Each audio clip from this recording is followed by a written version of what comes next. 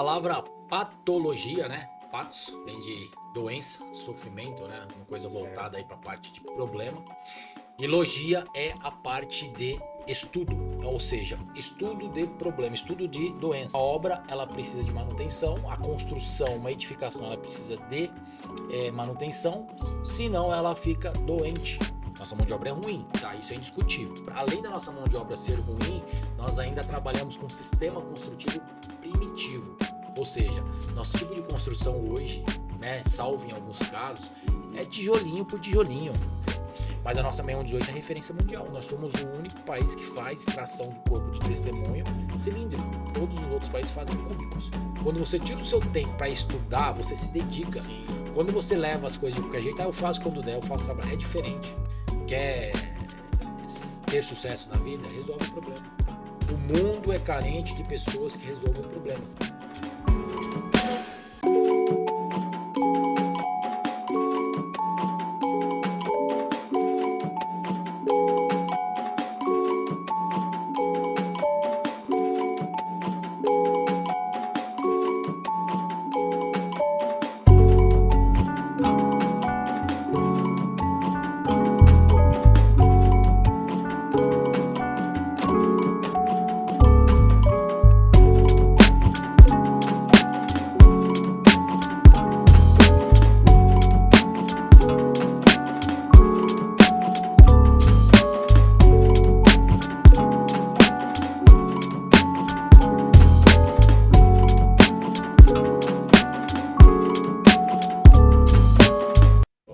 Sejam bem-vindos ao Podcom, podcast que propõe a desconstrução da construção civil, peça por peça, para enxergar a conexão do todo. Agradecendo aí mais uma vez, nosso patrocinador master, OIO Construções e Reforma, a R1 Automação, fazendo um trabalho legal aí com casas inteligentes. Sempre com a gente aqui fortalecendo, né, Du? Vamos lembrar, pessoal, se inscreve no canal, ativa o sininho aí para estar ajudando a gente. Vai chegar mais conteúdo para você de qualidade, então ajuda muita gente fazendo isso. Se inscreve no canal, beleza? Vamos lá, Du, mais um episódio aí. Mais um. E já aproveitar e mandar um abraço pro Dô e pro Carlão, que não conseguiram comparecer hoje. Um abraço. Hoje estamos na parceria aqui, eu e o D. Sempre. E mais um episódio especial, né? Só aqui nos bastidores já deu... Pô, já fizemos um mini podcast aqui já. Cara, hoje tem gravação bom já. Hoje estamos aí com o engenheiro Lincoln Camilo. Boa. Né? Lincoln Camilo, ele é engenheiro civil, especializado em patologia das construções, né? Um assunto bom. Um trabalho aí bem legal. Vamos bater um papo bem legal aí, bem se aprofundar aí nesse universo, desmistificar o que precisa, trazer informação para o que precisa. Uns problemas, né? Uns causos. Trazer causos. Seja bem-vindo, Camilo. Primeiramente, queria agradecer a oportunidade, né? Parabenizar o canal, falar que é uma coisa sensacional aí que vocês estão fazendo, né? A gente entrar aí, adentrar a esse ramo da construção. Eu sou engenheiro civil, tenho especialidade aí na parte de patologia.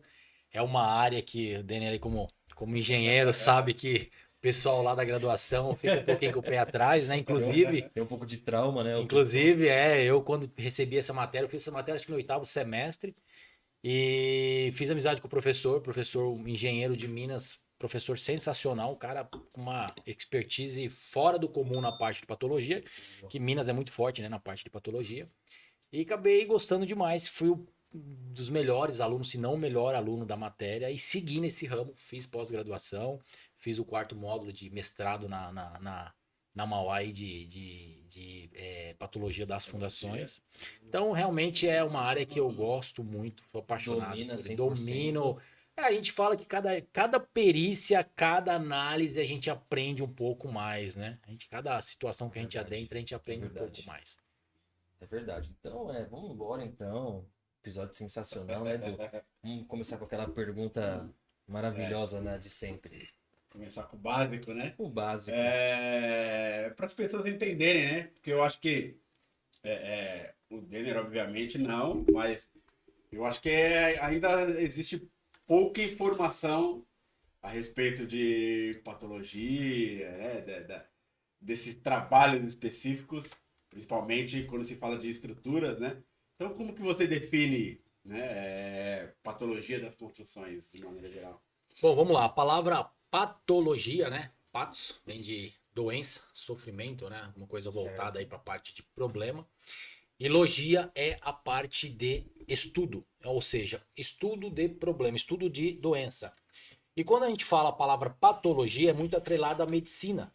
Porém, você pode buscar na história da origem, a origem grega, ela não é uma palavra exclusiva da medicina, né? E aí você fala, tá, mas o que tem a ver doença com obra?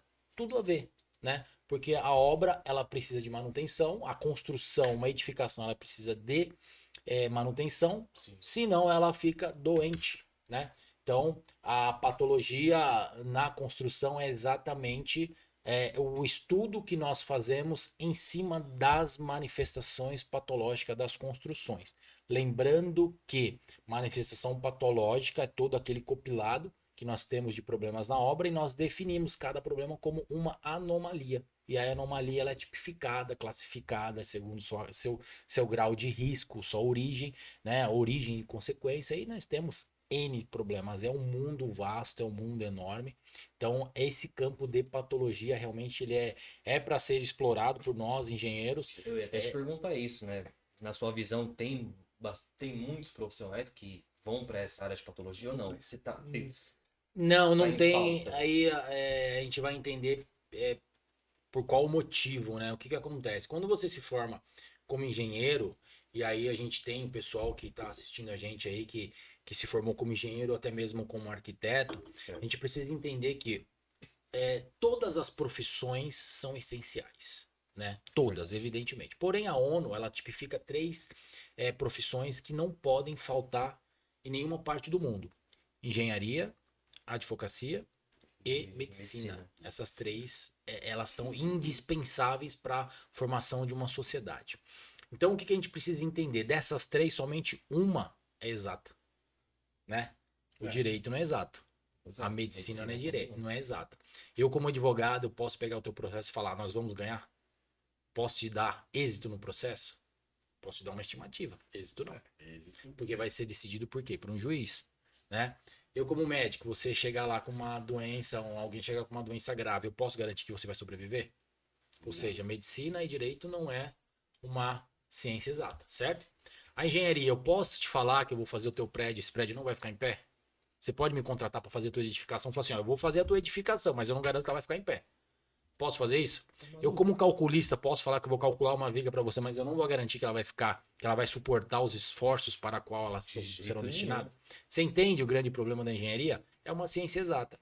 E aí, quando a gente trabalha, a gente adentra ao campo, que a gente sai da graduação, muitos acham que você vai ficar por ali, vai trabalhar como engenheiro, vai tocar a obra, vai administrar a obra, mas precisamos lembrar que essas 3 profissões você se forma como clínico geral. Você é apto a atuar em todas as áreas, mas você é um clínico. E quando você é um clínico, você fica limitado. Certo? E aí, quando você conversa com um estudante de graduação de engenharia de 7º, 8º semestre, ele fala o seguinte: eu quero ir para a especialização de cálculo, porque engenharia está atrelada a cálculo, né? De fato, é verdade. Mas você tem N outras situações. Você pode ser engenheiro de terraplenagem, não é terraplanagem, é terraplenagem, né? O pessoal fala planar, é terraplenagem. Sim. A gente pode ir para a área de estudos de solos, aprofundar a parte de geotecnia. A gente pode ir para engenharia ambiental. Você pode fazer uma pós-graduação em engenharia ambiental, pós-graduação em engenharia elétrica, pós-graduação em engenharia mecânica. Então você tem N nichos, pós-graduação em patologia e se tornar um especialista. E por incrível que pareça, como é que funciona? Quando você se torna um especialista da área, você começa a afunilar o seu trabalho. Você começa a ser diferenciado naquilo que você faz e você começa a ser recomendado pelos seus pares, pelos seus colegas de profissão. Então, como nós falamos aqui antes, né, de começar a nossa gravação, 85, 90% dos nossos clientes são engenheiros e arquitetos. E às vezes a gente se depara com determinada obra que você entra na obra, o cliente fala, mas o meu engenheiro mandou te chamar. Eu não entendi muito bem. Mas não acontece quando você vai num clínico geral que ele fala, vou te encaminhar para um Sim. cardio, É o especialista. vou te encaminhar para um ortopedista. É a mesma coisa, a engenharia é a mesma Porque coisa. o cliente tem a visão, né, de que o engenheiro vai resolver Exatamente, tudo, mas não é. a gente sai da faculdade, que nem você falou, como Clínico. se fosse um clínico geral. Clínico geral. A gente tem uma noção de tudo básica e a gente vai decidir Qual caminho qual você caminho vai a se gente vai especializar. seguir. Exatamente. E aí a gente não pode esquecer que o engenheiro, ele é um cientista. Ele é um cientista, certo? Então ele tem o poder de criar soluções e apresentar essas soluções. Por exemplo, no direito, nós temos as leis, né? Nós temos a nossa Carta Suprema, que é a nossa Constituição, e nós temos as leis, os códigos auxiliares, né? Código Civil, Código Processual Civil, Código Penal, Código Penal Militar, dentre outras, várias, o direito tributário, Sim. tem várias outras leis auxiliares aí que faz com que a nossa sociedade viva dentro de uma legislação.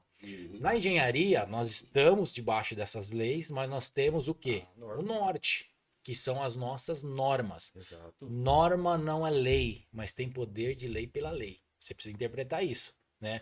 O judiciário, quando ele vai julgar um processo que envolve uma diretriz técnica, ele vai se basear primeiramente no seu perito ali, né? Ele vai consultar o seu perito, mas às vezes ele entender que o seu perito não forneceu material técnico suficiente, ele vai buscar informações até mesmo na norma, né?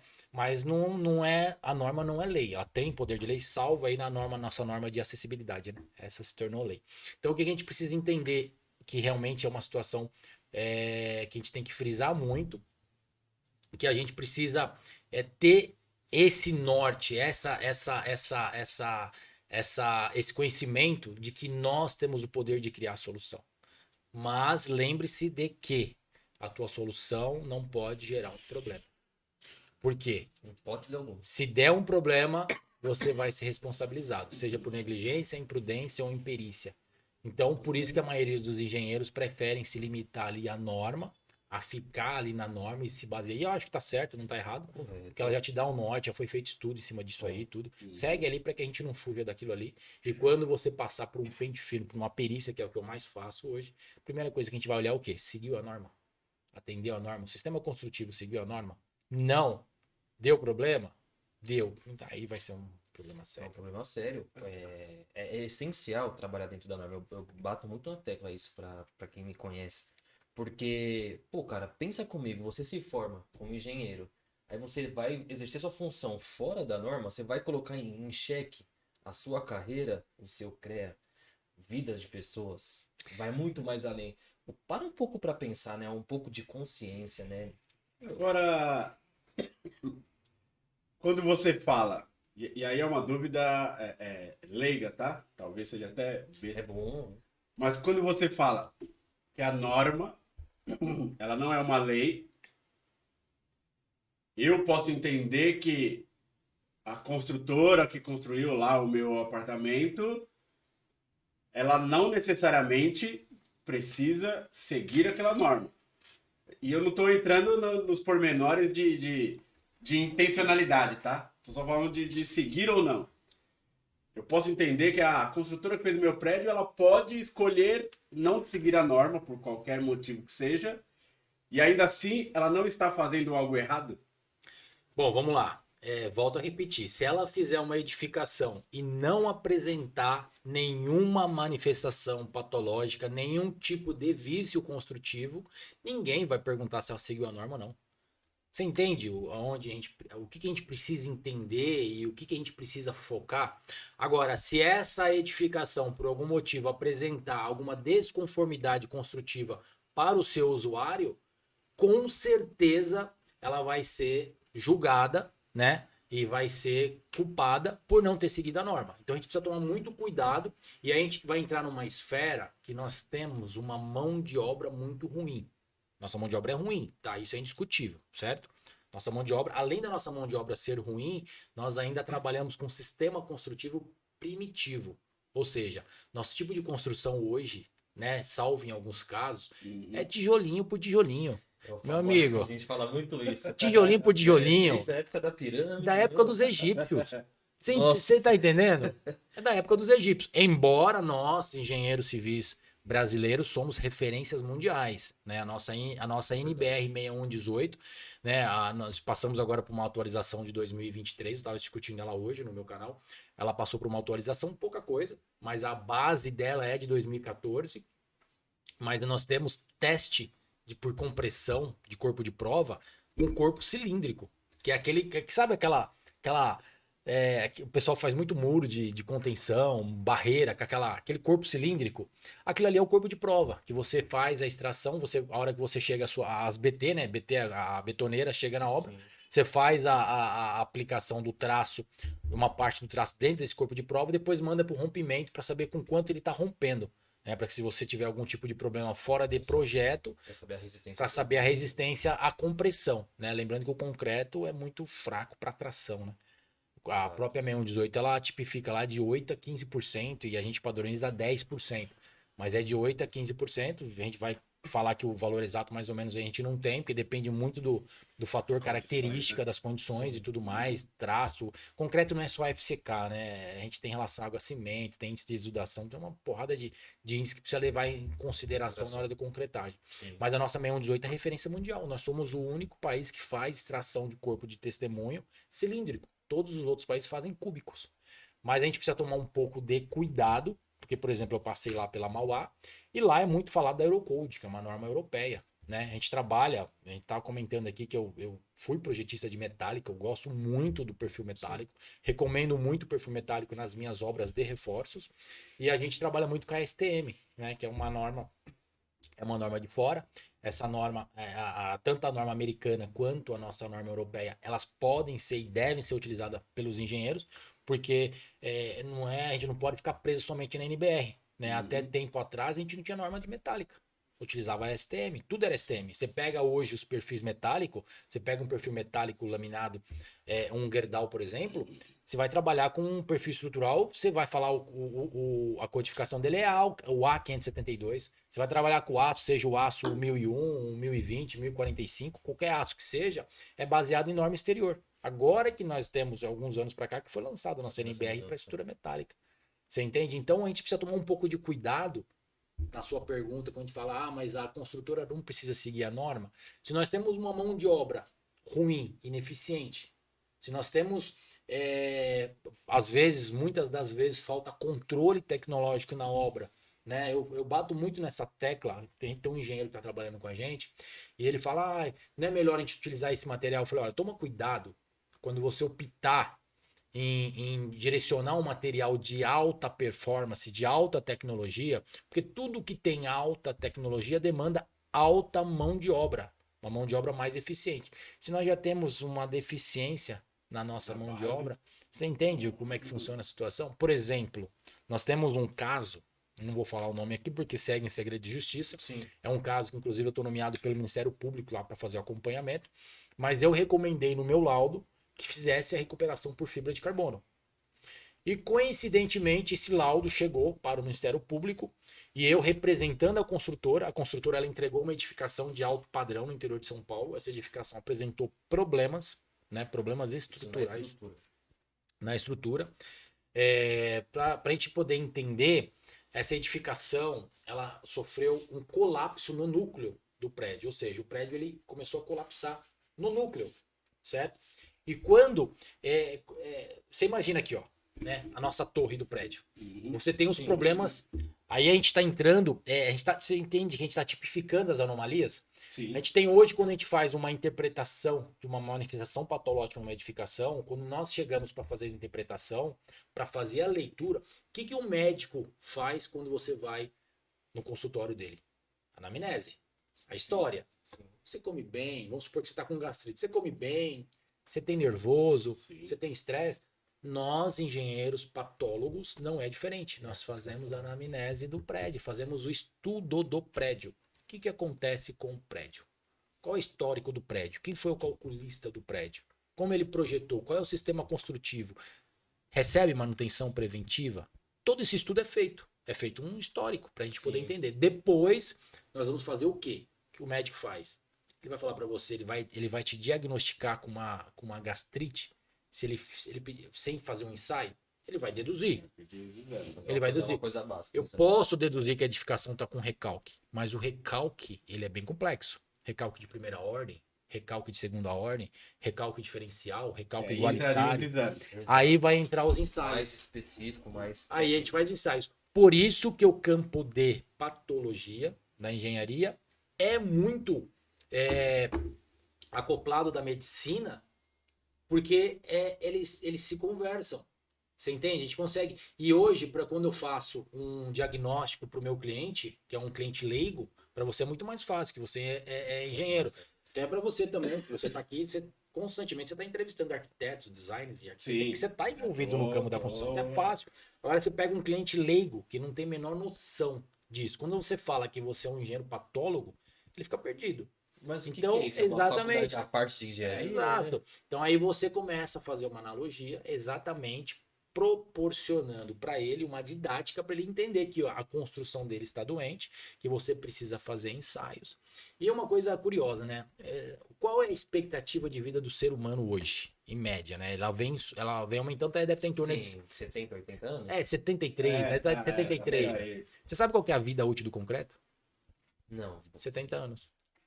A nossa 15575, que é uma norma de desempenho, ela tipifica vida útil de projeto e vida útil, que são situações diferentes. Ela tipifica aí que o prédio tem que durar, em média, 50 anos.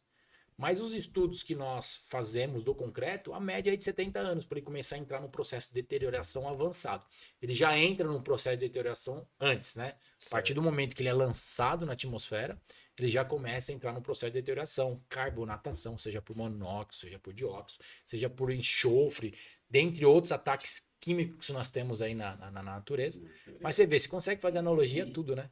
E aí o que acontece com você se você não ir no médico, não fazer manutenções, não tiver boa noite de sono? Você começa a se desgastar precocemente. A edificação é a mesma coisa. Quando nós entregamos uma edificação, ela requer manutenção.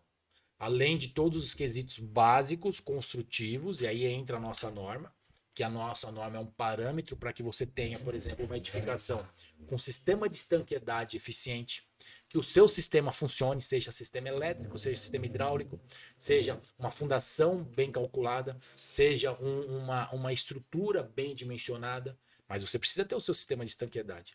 Adianta eu fazer uma edificação sólida, sem nenhum tipo de problema estrutural, mas eu não fazer um sistema de estanqueidade na fachada? Não adianta.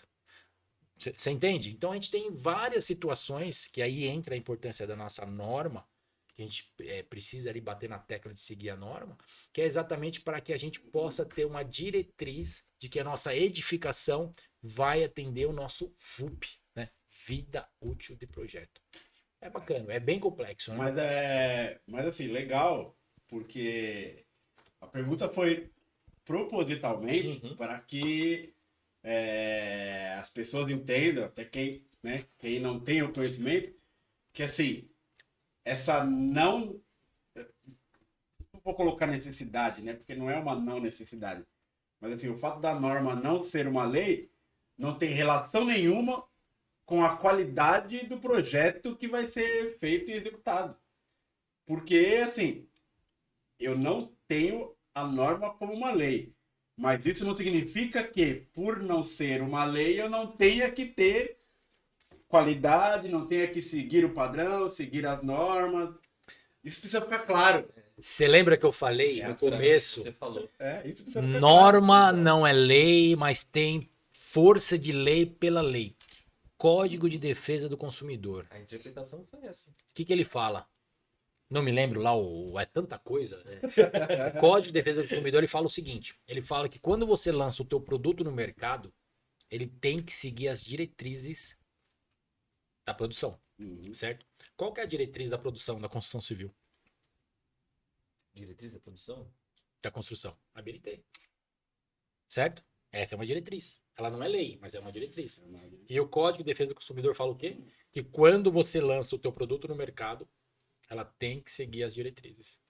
E aí a gente vai entrar numa situação que por exemplo, vamos lá. Vamos pegar uma construtora que lançou um apartamento, tá? E aí você vai e compra esse apartamento. Quando você compra esse apartamento ele te apresenta alguns vícios construtivos, certo? Como, por exemplo, você vai no box e você não tem uma caída eficiente no box. Você toma banho, tua água fica empoçada, certo? A nossa lei, tem alguma parte na lei, seja no Código Civil, seja no Código de Defesa do Consumidor, que fala que isso é errado? Não. O Código de Defesa do Consumidor, ele generaliza. Ele fala o seguinte: quando o construtor, o produtor, ou seja, quem for lançar o produto no mercado, ele tem que atender a satisfação do consumidor. E aí a gente vai entrar numa situação muito... eu sempre bati muito nessa tecla. A nossa norma mãe, a Bíblia do Engenheiro Civil, é a nossa 6118. Ela é uma norma de projeto. Essa norma que passou por atualização agora em 2023. E eu falo para todo mundo que trabalha comigo: você tem obrigação de saber essa norma. As 200 e poucas páginas lá, 276, não me recordo agora, 226 páginas úteis, mas tem mais, um pouquinho mais lá. O engenheiro tem obrigação de saber essa norma de cor. Tem outras normas que ele precisa saber, claro, 6122, 6120, a 54, a 5410, se não me engano, não me recordo, a norma de elétrica. Então, ele tem que saber algumas normas, ele tem que saber, mas essa 6118, ela é crucial, uma norma de projeto. E aí o que acontece, o que as construtoras faziam? Elas utilizavam a norma para até se esconder em vícios construtivos. Eu vou dar um exemplo para vocês. Vocês já entraram num pano de laje? Pano de laje, né, uma laje, um tabuleiro de laje, que você, por exemplo, bate o pé nela, vibra, certo? Sim. E aí quando você, por exemplo, comprava um apartamento ou uma casa nova, imóvel usado muda um pouco, tá? Mas você comprava uma casa nova e você essa laje, ela tinha uma vibração excessiva e você fazia uma reclamação com o construtor fala: peraí, mas eu tô seguindo a 6118. Ela fala que para eu montar uma laje de até 3,5 metros, por exemplo, uma H8 funciona. 4 metros, uma H12 funciona. 4,5 metros, uma H16 e assim sucessivamente. Posso colocar adicional, posso colocar tela adicional, posso fazer o que eu quiser, mas funciona, tá na norma. E aí como é que você vai pleitear essa reclamação, sendo que psicologicamente não tá legal? Aí nós entrou em vigor uma norma que é sensacional, que é a nossa 15575. 2014, essa norma entrou em 2014, passou por algumas atualizações. Essa norma é uma norma de desempenho. Então nós temos a norma de projeto e uma norma de desempenho. Uma norma que, assim, quando foi lançada, é excepcional para defender os construtores e foi tipificada como o terror das construtoras. Por quê? Dentre todos, ela divide em 6 partes. Dentre todas os seus itens preconizados, ela falava o seguinte: que você tem que fornecer um produto com confiabilidade. Né? E essa confiabilidade envolve também a confiabilidade psicológica. Você entende? Então, realmente, ela veio para revolucionar o mercado da construção civil. Meio que amarrou uma tipificação aí de uma anomalia, né? Exato. E aí a gente classificou como uma anomalia, que, na verdade, não deixa de ser, porque, assim, a minha laje vibra. Eu sou um leigo, a minha laje vibra. Fui lá na construtora, a construtora falou: meu, tô dentro da norma. Seguindo a norma. Só que assim, eu não durmo, eu não tenho, entendeu? Eu não tenho tranquilidade. Eu tô no trabalho, eu tô pensando: meu, será que a laje vai cair na minha esposa, vai cair no meu filho? Desconforto E psicológico. não deixa de ser Desconforto psicológico. uma responsabilidade Claro. indireta da construtora que fez aquele... E aí eu vou fazer uma pergunta para vocês. Por que essa laje vibra? Vamos dar um exemplo. A laje é um exemplo hipotético. Mas por que essa laje vibra? Não tô falando de forma técnica, tá? Porque a gente está trabalhando com uma construtora que visa o quê? Lucro. E quando você lança um produto no mercado que você visa lucro, você tende a o quê? A tirar o máximo de material possível para que o seu lucro aumente, certo? Ainda mais as construtoras... Trabalhar no limite possível. E aí, Exato. entendendo o limite possível dentro do seu interesse, né? Mas eu vou trabalhar no limite possível dentro do meu interesse para diminuir Reduzir custo, o material, mão de obra. É aquela história, eu vou lançar o produto no mercado, vou enxugar o máximo que eu puder, para que eu possa fazer o seguinte: atender a norma, mas também ter o maior margem de lucro possível, ainda mais quando é uma empresa de capital aberto, né? Mais ainda, né? Então, realmente, a gente precisa tomar muito cuidado com isso, ainda mais quando você tem produções em série, né? Que você faz o seguinte: você lança uma edificação no mercado e essa edificação, você faz tudo na empreita. Você já viu isso? O cara faz. É o que mais tem hoje, né? Hoje não tem mais. É. O cara faz uma torre lá de 20 pavimentos, 30 pavimentos, empreita o bloco, é o bloqueiro que vai fazer. Ele empreita o gesso Vai liso. terceirizando. Vai terceirizando, o cara ganha na cada metragem. Exato. Você entendeu? Ele ganha na metragem. A gente tem, eu não sei se você teve na faculdade, se você aprendeu sobre o sistema Lean Construction. É o sistema Não aprendi. é excelente, é um sistema, ele é empregado hoje na construção civil. O que que é? É o padrão Toyota de fabricação, né? A gente pega a Segunda Guerra Mundial, por exemplo, em que os Estados Unidos estavam estourando de vendas, GM, Ford, e os caras tinham o quê? Produção em série. O que que era a produção em série? Cara, vamos fabricar motor. Vou colocar aqui, vamos trazer para os dias de hoje um Onix. Não tinha na época, mas um exemplo. Vou produzir o Onix. Ah, eu vou produzir 1000 Onix, eu vou produzir 1000 motor de Onix? Não. Eu vou produzir 1000 Onix, eu vou produzir 2000 motores, 3000 virabrequim, 3000 peças, porque eu quero vender as peças também. E outra, você montou o motor do Onix, deu problema, tira um, põe outro. Esse é o sistema de produção, certo? Sempre foi designado assim, ainda mais quando começou o auge da Revolução Industrial. Tem uma margem e você tem a principal preocupação, não parar a produção. Exatamente. O que aconteceu na Segunda Guerra Mundial, quando os Estados Unidos atacou o Japão e quebrou o Japão? O Japão falou, vamos bater nesses caras. A gente pode com os caras no sistema bélico? A gente pode com os caras bater? Não pode. A gente vai quebrar os caras o quê? Na produção mundial. E aí, além daquele sistema de você, tudo que é grande, você fazer pequeno e melhor, os caras também produziram o quê? A Toyota lançou o sistema Lean Construction. O que é o sistema Lean Construction? É fazer uma peça para cada carro. E assim, não pode dar problema. Não vai dar problema, certo? Tanto é que você pega os carros japoneses hoje, poxa, cara, né? Pega um Toyota, até um Corolla, um Civic, não porque é um sistema que você enxuga o sistema, esse sistema ele é enxuto e aí você faz com que você tenha menos defeitos nas peças, seja um carro mais produtivo. E quando esse sistema foi adaptado à construção civil, exatamente para quê? Você não tenha tanta perda, né? Você pega hoje, por exemplo, uma torre que é entregue, você já viu a quantidade de materiais que se perde? Que é desperdiçado. Quebra tudo. Sim. Quebra-se tudo, você perde Bloco, material pra vaso, caramba, sim. bloco, revestimento, troca porcelana, é um absurdo. Nós somos o país que, além de ser o país que mais desperdiça alimento, é um país que mais desperdiça material de construção civil. Gera-se muito entulho. E aí a gente vai entrar, talvez seja até uma outra questão, uma outra pauta, mas assim, na falta de preocupação com aquilo que é lançado no mercado. Lança no mercado e deixa. Se tem gente que tem veículo e não faz manutenção, imagine casa. Não passa para manutenção e acho que não precisa. E é o que mais precisa. É o que mais precisa. É o que Por mais quê? precisa. Vida útil de projeto. Vida útil do projeto, vida útil dos componentes construtivos. Né? Às vezes você tem uma manifestação patológica ali, que é uma fissurinha, você acha que aquela fissurinha não tem problema. Já viu quando você lança um concreto? Né? Já vi vários pedreiros, empreiteiros falando isso. Nossa, esse sol tá uma beleza para lançar o concreto. Você vai ter uma retração de superfície ali monstra, cara. Você não vai ter uma refrigeração correta, né? O cimento trabalha em escala, né? A gente tem escala do cimento, né? Você pega um CP232, que é o mais utilizado, 28 dias de cura, você pega 3 dias ali, 3 horas a pré, depois 3 dias, depois 7, 14, 21, 28. É a cura do cimento. E você tem que fazer um sistema de refrigeração correto nele. Você vai deixar as 3 primeiras horas fritar no sol, você vai ter retração de superfície.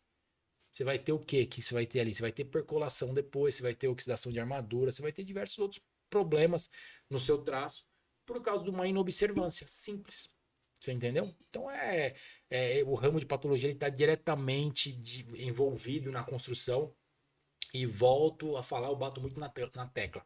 A prevenção é muito melhor do que você ter que refazer.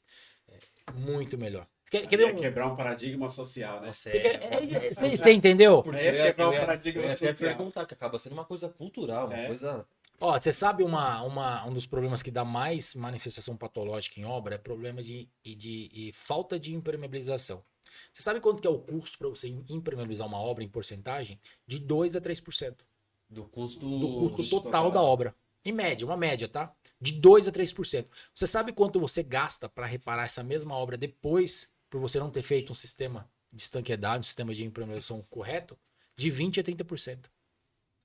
Você entende que é um problema que... Eu vou até fazer uma brincadeira. porque a sua preocupação foi zero com os 2%, você pega esse zero e põe para trás e vai virar 20% entendeu? lá na frente. E- É isso mesmo. Não, mas isso é verdade. A gente vê no dia a dia, até com alguns convidados que a gente traz aqui que acaba falando a mesma coisa. Mas aonde que tá a raiz do problema nessa situação, por exemplo? Que ao invés de gastar com os 2%, não. Né? Deixa lá, vai dar problema daqui a uns anos, ninguém vai estar mais aqui, depois outro resolve. Olha, Aonde que tá o... eu vou falar como atuando na parte de perícia, a gente entende muito que como é que funciona e até para as grandes construtoras. Características, né? Os pormenores. O nosso artigo 618 do Código Civil, ele obriga os construtores a darem 5 anos de garantia em todo o imóvel novo. Sim. Tá? Então o construtor ele tem a obrigação de fornecer 5 anos de garantia, que é diferente do termo de responsabilidade construtiva. Né? O termo de responsabilidade construtiva, você como engenheiro, uma vez que você projetou uma edificação, você está preso a essa edificação pro resto da vida. Não pense você que daqui 40 anos, se você tiver um recalque da sua edificação, você não vai ser chamado, você vai ser procurado. Tá? Então engano quem acha que expira nos 5 anos. Não é isso. 5 anos é o termo de garantia previsto em lei, mas a responsabilidade construtiva permanece com o responsável da obra. Exatamente. Tá? Então a gente precisa tomar 5 anos é o prazo para não ter anomalia. Então, aí você consegue observar o jeitinho que quem lança o produto no mercado começa a prever um sistema que dure 5 anos? Você entende uma coisa, a situação? É por isso que as normas, elas vêm sendo trabalhadas para que a gente sempre, as grandes construtoras, as construtoras em geral, sempre forneçam um sistema eficiente para uma vida duradoura, não apenas 5 anos. Né? E o próprio Código Civil, ele fala dos nossos vícios ocultos que pode se estender ao 10º ano. Então, quer dizer, a construtora, depois de 5 anos, no 7º ano, aparecer um vício oculto ali e você conseguir comprovar. A gente está com um caso muito semelhante a essa história que eu tô falando para vocês, no Brooklyn. Lá a gente está com desplacamento das sacadas, né, por oxidação da armadura, e nós fizemos ali as janelas de inspeções, e a edificação, ela já tem 12 ou 13 anos, se eu não me engano, que já foi concluída. Ou seja, já expirou os prazos de garantias e já expirou os vícios ocultos. Porém, a gente consegue buscar ali a responsabilidade construtiva, porque foi uma inobservância. E aí é onde foi achado a ineficiência construtiva. A armadura, ela foi fixada a 1 centímetro, em alguns casos nem tem 1 centímetro, ela está faceada ao concreto e o emboço por cima. Isso é uma inobservância construtiva. Isso está previsto na nossa 6118. A 6118 ela fala o seguinte: para o nosso índice de agressividade aqui de São Paulo, você tem ali de 2,5 a 3 centímetros de cobrimento. Ela tem 1 centímetro. Então a nossa 6118 é a nossa primeira 50%. norma. A nossa primeira norma, né? Ela substituiu a nossa antiga N1, né? Então ela é lá de trás. Então a gente vai falar que o cara não observou e a construtora, uma grande construtora, ela já se manifestou e vai reparar. Porque ela sabe que se for para o juízo, vai perder o processo. Além da reparação de danos e tudo mais. Você entende como a nossa norma faz a diferença nessas questões? E aí a gente tem que focar nisso. Mas aí o que a gente precisa entender? Que infelizmente é um país do jeitinho e vamos levando dessa forma. É assim. E a gente tem uma outra situação também que a gente não tem acesso a muitas coisas, como por exemplo, a gente utiliza hoje sistema de impermeabilização por manta asfáltica, né? E aí você pega obras. Você mora em prédio? Não. Você mora em prédio? Eu moro. Você mora em prédio. O seu piso lá das áreas comuns é um piso fixo? Piso rígido ou é um piso de manutenção? Não, é de manutenção, porque eles... É novo? É novo o seu prédio? 2009. 2009? Já deve ter aqueles pisos que entrega é 2009. você tira o piso, ele é um piso aéreo, você tira o piso e você faz a troca do sistema de impermeabilização. Você pega construções de 20 anos atrás, os caras fazem um sistema de impermeabilização por manta asfáltica, ainda mais em área onde você tem subsolo, né, parte de subsolo, a garagem no subsolo, e você pega um sistema de manta que o fabricante te dá 15 anos de garantia, né, sistema de manta asfáltica. Isso você tendo uma manta que ela é armazenada, bem armazenada, que a mão de obra foi uma mão de obra eficiente, ela tem 15 anos. E aí o que eu quero mostrar para vocês? Que você lança um produto no mercado que com 15 anos ele vai se deteriorar, porque porque manta asfáltica é volátil, é produto de petróleo, ela vai se deteriorar e você coloca um piso fixo. Daqui a 15 anos você vai ter que trocar o seu sistema, você vai perder o teu Você piso. vai perder o piso todo. Você entende? Que é uma falta. Vamos fazer o agora. É pensar no agora. Isso é um problema social, tá? Não pensa a longo Sim. prazo. Quantos de nós, da população nacional, guarda dinheiro pro futuro? E Não aí, pensa além, no mais. além de ser esse problema que você está falando, ainda tem um agravante, que é o quanto, e aí falando socialmente, tá? O quanto nós nos preocupamos apenas com o nosso envolvimento no processo. Eu não estou nem falando do processo que eu estou envolvido. É pior ainda. É o meu envolvimento com o processo. A minha parte dentro desse processo. Eu só me preocupo com isso. E aí, como que eu vou me preocupar com esse processo que eu estou envolvido? Como que ele se relaciona com os outros subprocessos para o processo macro? Perfeita colocação. É exatamente isso. Por quê? Porque a excelência de um profissional, seja em qualquer área, é fazer o que gosta, né? Sabe aquela frase, faça o que gosta e não terá que trabalhar um dia sequer? Sim. Quando fui para engenharia, eu fui exatamente pensando nisso. Hoje eu faço o que eu gosto. Eu falo que eu não trabalho, eu me divirto o dia todo. Quebro a cabeça. Porque eu amo o que eu faço, sou apaixonado pelo que eu faço. Pesquiso, vou atrás, busco, eu me aprimoro. Agora, tem pessoas, e aí muitos engenheiros, eu já vi muitos engenheiros falar: a gente está hoje atuando na área de Uber porque não acha mercado. Eu não tenho espaço na minha agenda. Hoje, para eu marcar uma vistoria comigo, é 15 dias. De 7 a 15 dias. Eu não consigo marcar uma vistoria amanhã, porque a minha agenda está lotada. Então, porque eu não coloco dinheiro em primeiro lugar. O dinheiro é uma. Aliás, isso é um segredo do sucesso, né? O dinheiro tem que ser uma É consequência. consequência, é Uma transitório. Dinheiro Exato. vai e vem. Agora, aí a gente exatamente batendo nessa tecla que você falou, quanto você está envolvido no problema? O quanto você está fazendo para que seja uma sociedade, para que você transforme a sociedade num lugar melhor? Quanto você está contribuindo? Isso realmente está atrelado ao quanto você está envolvido no processo, a fazer um processo melhor, a fazer um sistema construtivo melhor, a transformar aquele problema que o seu cliente está te trazendo em uma solução, né? Então isso realmente faz toda a diferença. A sua colocação foi perfeita. É o quanto eu posso contribuir. E aí, a minha contribuição não é, não, mas isso aqui não é minha obrigação. Não, é você contribuir porque você quer fazer parte de uma melhoria que não necessariamente Exato.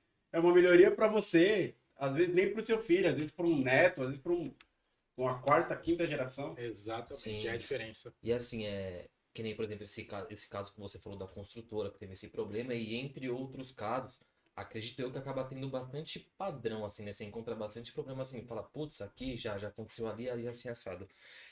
Na sua visão, você consegue achar, assim, por exemplo, assim, aonde eu posso melhorar para evitar que isso aconteça? Onde que tá o problema, assim? Falar, pô, será que na hora da execução a gente tem que melhorar, na hora da execução da obra, assim, tem que se atentar mais em alguns casos, assim, investir Educação, mais, formação, sabe? o quê? Para evitar, assim, porque eu penso mais assim, vamos evitar esse problema lá atrás, assim, onde que tá Onde seria o X ali da questão, né? O que Sério. acontece? se é durante a obra, né, se é não. Hoje grandes construtoras, elas já fazem uma prevenção na contratação de um profissional assessor, né? O que é esse profissional assessor? É exatamente, por exemplo, ela tem um corpo técnico dela que vai empregar, né, as diretrizes de uma norma de desempenho, por exemplo, na construção, vai assessorar. Então, isso faz toda a diferença. Nós temos empresas, nós temos construtoras que são excelências em construção, em todos os aspectos, desde a locação e mobilização do canteiro de obra, em preocupação com os vizinhos, desde a conclusão das unidades. Nós temos empresas que você abre um chamado, no dia seguinte a equipe técnica está lá. Mas nós temos aquelas empresas também que não estão nem aí para nada. Nós participamos de um processo extrajudicial há uns 2 meses atrás, aqui na região da Pompeia, que o proprietário do imóvel nos contratou para fazer um laudo de constatação, porque ele falou que a casa dele estava tendo várias fissuras, né? E chegamos lá, realmente tinha fissuras, tinha recalques. Por E o que conta que da era? construção Por do causa lado. da construtora do lado. A construtora, o que que ela fez? Ela começou a obra sem fazer as obras de contenção. Precisa, é a primeira coisa. É que a tem que primeira fazer. coisa que tem que fazer. Isso O está na Matheus lei. falou isso, né? Lembra? Isso está na lei. São as obras de contenção. E aí nós fizemos o laudo, fizemos um laudo muito bem elaborado, e aí entra a questão do seu conhecimento técnico em fazer um laudo técnico. E aí o laudo técnico feito por um patologista, ele envolve diagnóstico, como tem que ser, diagnóstico, prognóstico e ações terapêuticas, certo? Então você olha que parece mais uma receita médica, né? Diagnóstico, prognóstico, ação terapêutica. Diagnóstico, que foi encontrado, prognóstico, se não arrumar, o que vai acontecer, e qual que é a ação terapêutica, certo? Então, quando nós chegamos lá, identificamos que tinha essas manifestações patológicas, fizemos um laudo muito bem elaborado, fundamentado, não só normativo, como também dentro da lei, e apresentamos para o juiz, o advogado apresentou para o juiz não pensou duas vezes, ele embargou a obra. Na hora. 2 torres. Ele não pediu o perito, ele não pediu nada, ele embargou a obra. E é um juiz bem conceituado. Por quê? Às vezes você fala, o perito, né? Perito, você olha. Você sabe o que precisa hoje para ser um perito do juízo? O que você precisa? Nada. Só ser graduado. Nem especialista você precisa ser. Você precisa ser graduado. E você se inscrever na vara. Isso abre margem para quê? Para que qualquer um seja perito. Concorda comigo? Sim. Evidentemente que você não vai se sustentar. Por quê? Vão impugnar o seu laudo. Você não tem fundamentação. Eu quando iniciei na minha trajetória em elaboração de laudo, eu olho meus primeiros laudos, hoje eu falo, caramba. Mas faz parte do processo de aprendizado, faz parte do progresso. Então hoje os nossos laudos, eles são muito bem fundamentados, né? Hoje eu tenho uma formação acadêmica muito melhor do que eu tinha lá atrás, mas eu já fui confrontado. Fui confrontado por advogados, fui confrontado por peritos, fui confrontado por inspetores, né? E eu sempre fui um cara muito chato, né? Eu falo que eu fui muito agraciado por Deus, sou agraciado por Deus, sou uma pessoa muito bem abençoada pela minha trajetória de ter passado por dentro de obra, por ter me tornado projetista de metálica muito cedo, encarregado de obra muito cedo, encarregado de obra de empresas muito cedo, ter passado por uma faculdade de tecnologia que é excepcional, passei pela FATEC, uma faculdade que me exigiu muito, fiz graduação em engenharia, fiz pós-graduação, então eu sempre fui muito bem agraciado, mas eu não fiz esses cursos para atrelar o meu currículo. Eu fiz para me aprimorar mesmo, porque eu não queria ser contestado. E quando eu escolhi essa área de perícia, essa área de assessoria na parte pericial, na parte de patologia, eu procurei me aprimorar. Mas é um campo muito vasto, é um campo muito técnico. Você quer um exemplo? Profissionalismo. Profissionalismo.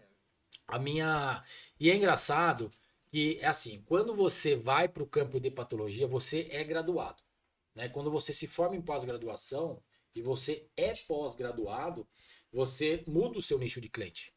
Né? Quando você vai para o mestrado, você muda o seu nicho de cliente. Só que assim, é um campo muito vasto. Hoje nós temos referências no campo de anomalia, que cada anomalia construtiva tem um profissional referência. Trabalha só com aquele tipo de anomalia. Por exemplo, eu sou clínico em patologia. Olha que louco, né? Eu sou clínico em patologia, eu conheço todas as patologias, um pouquinho de cada. Sim. Mas nós temos um cara especialista em fachadas, nós temos um cara especialista em recalque.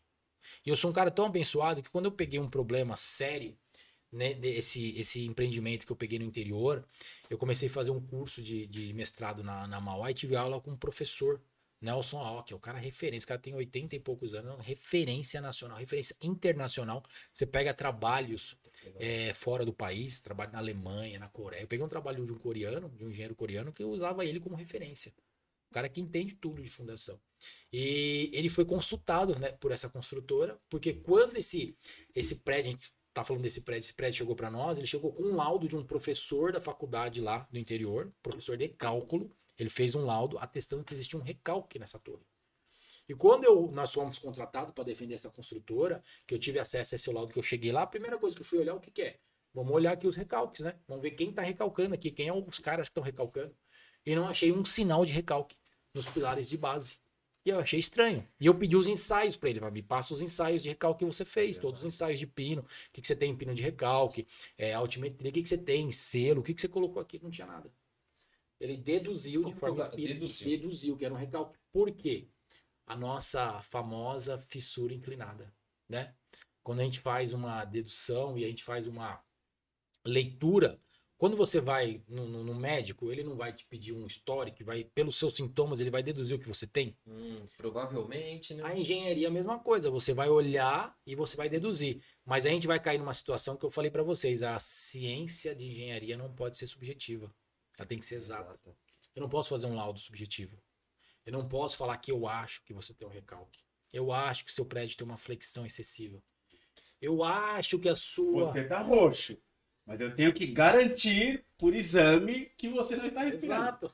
Você entendeu? Porque a minha obrigação é garantir. Entendeu? Que você não está respirando. Você entende como o Mesmo campo... que você esteja roxo. Você entende como o campo da engenharia você não pode achar. Não tem achismo, não tem espaço para achismo. De jeito nenhum. Não existe espaço para achismo. E a nossa norma de fundação, embora a nossa ciência seja exata, a nossa norma de fundação, ela trata a fundação como uma ciência não exata. Por quê? Depende do solo. E o solo não é exato. Você não pode afirmar. É muito louco, né? Você não pode afirmar que a sua fundação não vai recalcar, que você pode ter lá 30 metros para baixo, aí uma movimentação desproporcional. Agora sim, pegando esse gancho da individualização ou da característica de cada região, de cada lugar. Lá atrás, você falou sobre algumas normas que a gente não tinha, como por exemplo a de estruturas metálicas, que aí usavam a norma americana ou a norma de algum outro lugar. Essas normas de outros lugares, outros países, ainda que mais avançados do que o nosso, ou as nossas normas, mas que tem características distintas das nossas características. Não sei os pormenores em questão de tipo de solo, essas coisas, mas falando mesmo de maneira leiga, eu vejo que assim, algumas características são diferentes. O quanto que se basear nessas normas, ainda que mais avançadas e com mais experiências do que as nossas, exige um cuidado exatamente nessa individualização das características regionais. Bom, vamos lá. Primeiro, a gente precisa elogiar muito as nossas normas, tá? Ainda tem muita coisa para melhorar, evidentemente. Mas lembrando que nós somos referências em concreto armado no mundo. Experimenta fazer uma pesquisa quem são os engenheiros-chefes lá em Dubai. Quem coordena os concreto armado lá? Tudo brasileiro. Arquitetos. Poxa, arquiteto nem se fala, né? Nós temos aí um dos maiores arquitetos do mundo, né? Eu fiz quando eu passei pela FATEC, a gente tinha um semestre que era sobre arquitetura. E para mim caiu um arquiteto chamado Le Corbusier, um francês, que era concorrente aqui do nosso Oscar. Uhum. E ele era um cara que, assim, era concorrente direto ali, mas admirava muito. Então, as nossas normas, elas são normas a serem prestigiadas, sim, mas muita coisa a gente precisa mudar.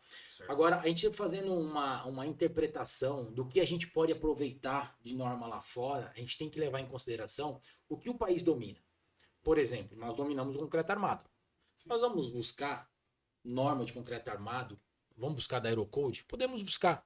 Mas se nós temos referência e nós somos os melhores, para que nós vamos buscar referência lá fora? Agora, vamos pegar, por exemplo, uma ASTM, um perfilado americano. Qual que é o sistema construtivo que os Estados Unidos domina? Não é de hoje, tá? Desde a Revolução Industrial lá atrás. É o perfilado, é a estrutura metálica, certo?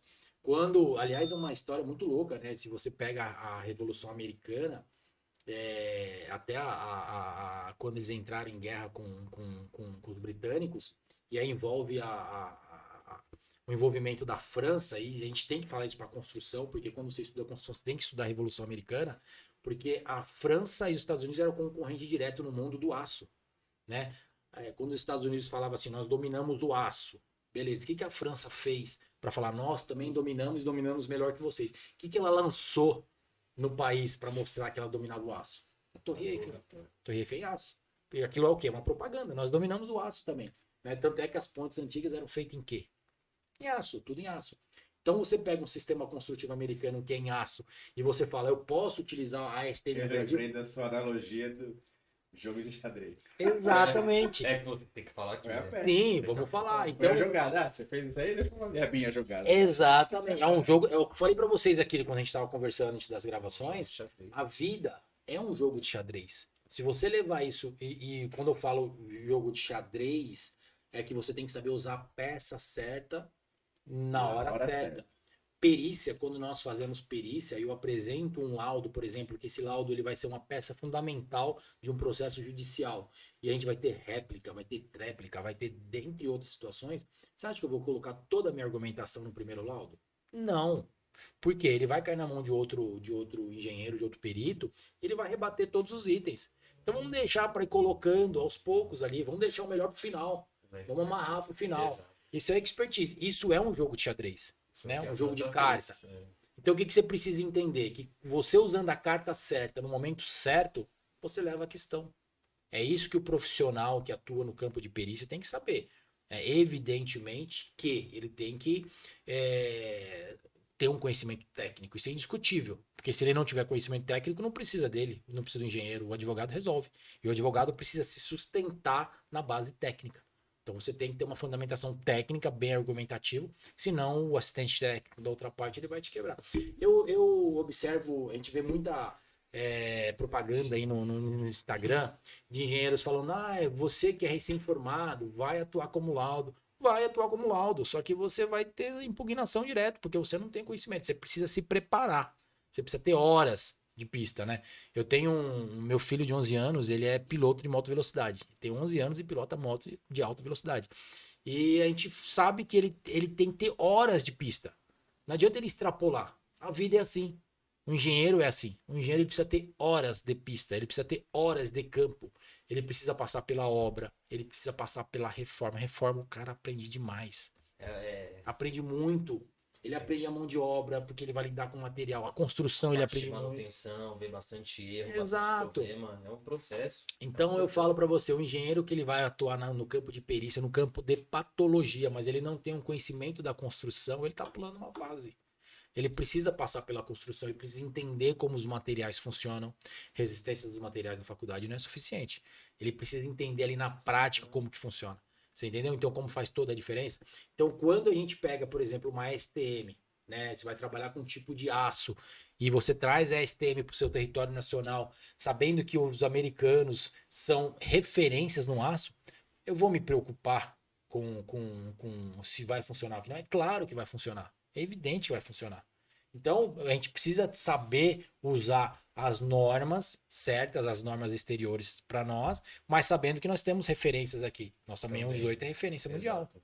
Ela é utilizada como estudo lá fora, né? Nosso ensaio por compressão ele é muito elogiado lá fora, porque nós somos o único país que faz o ensaio por... Não sei se tem mais algum país fazendo agora, mas até algum tempo atrás é só o Brasil fazia um ensaio por compressão com teste cilíndrico, que é mais complexo, né, de você fazer os cálculos, né, do que um cúbico, né, por exemplo.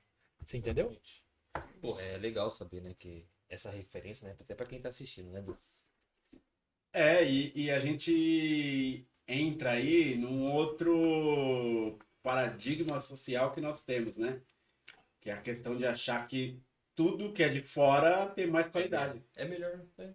Tudo é isso. E não é. E isso é sem informação, né? Isso é Não sem é. informação. Não é. E eu sempre pergunto isso, né, para professor que vem aqui dessa parte da construção, o que que ele acha sobre ferramenta, sobre concreto, tudo.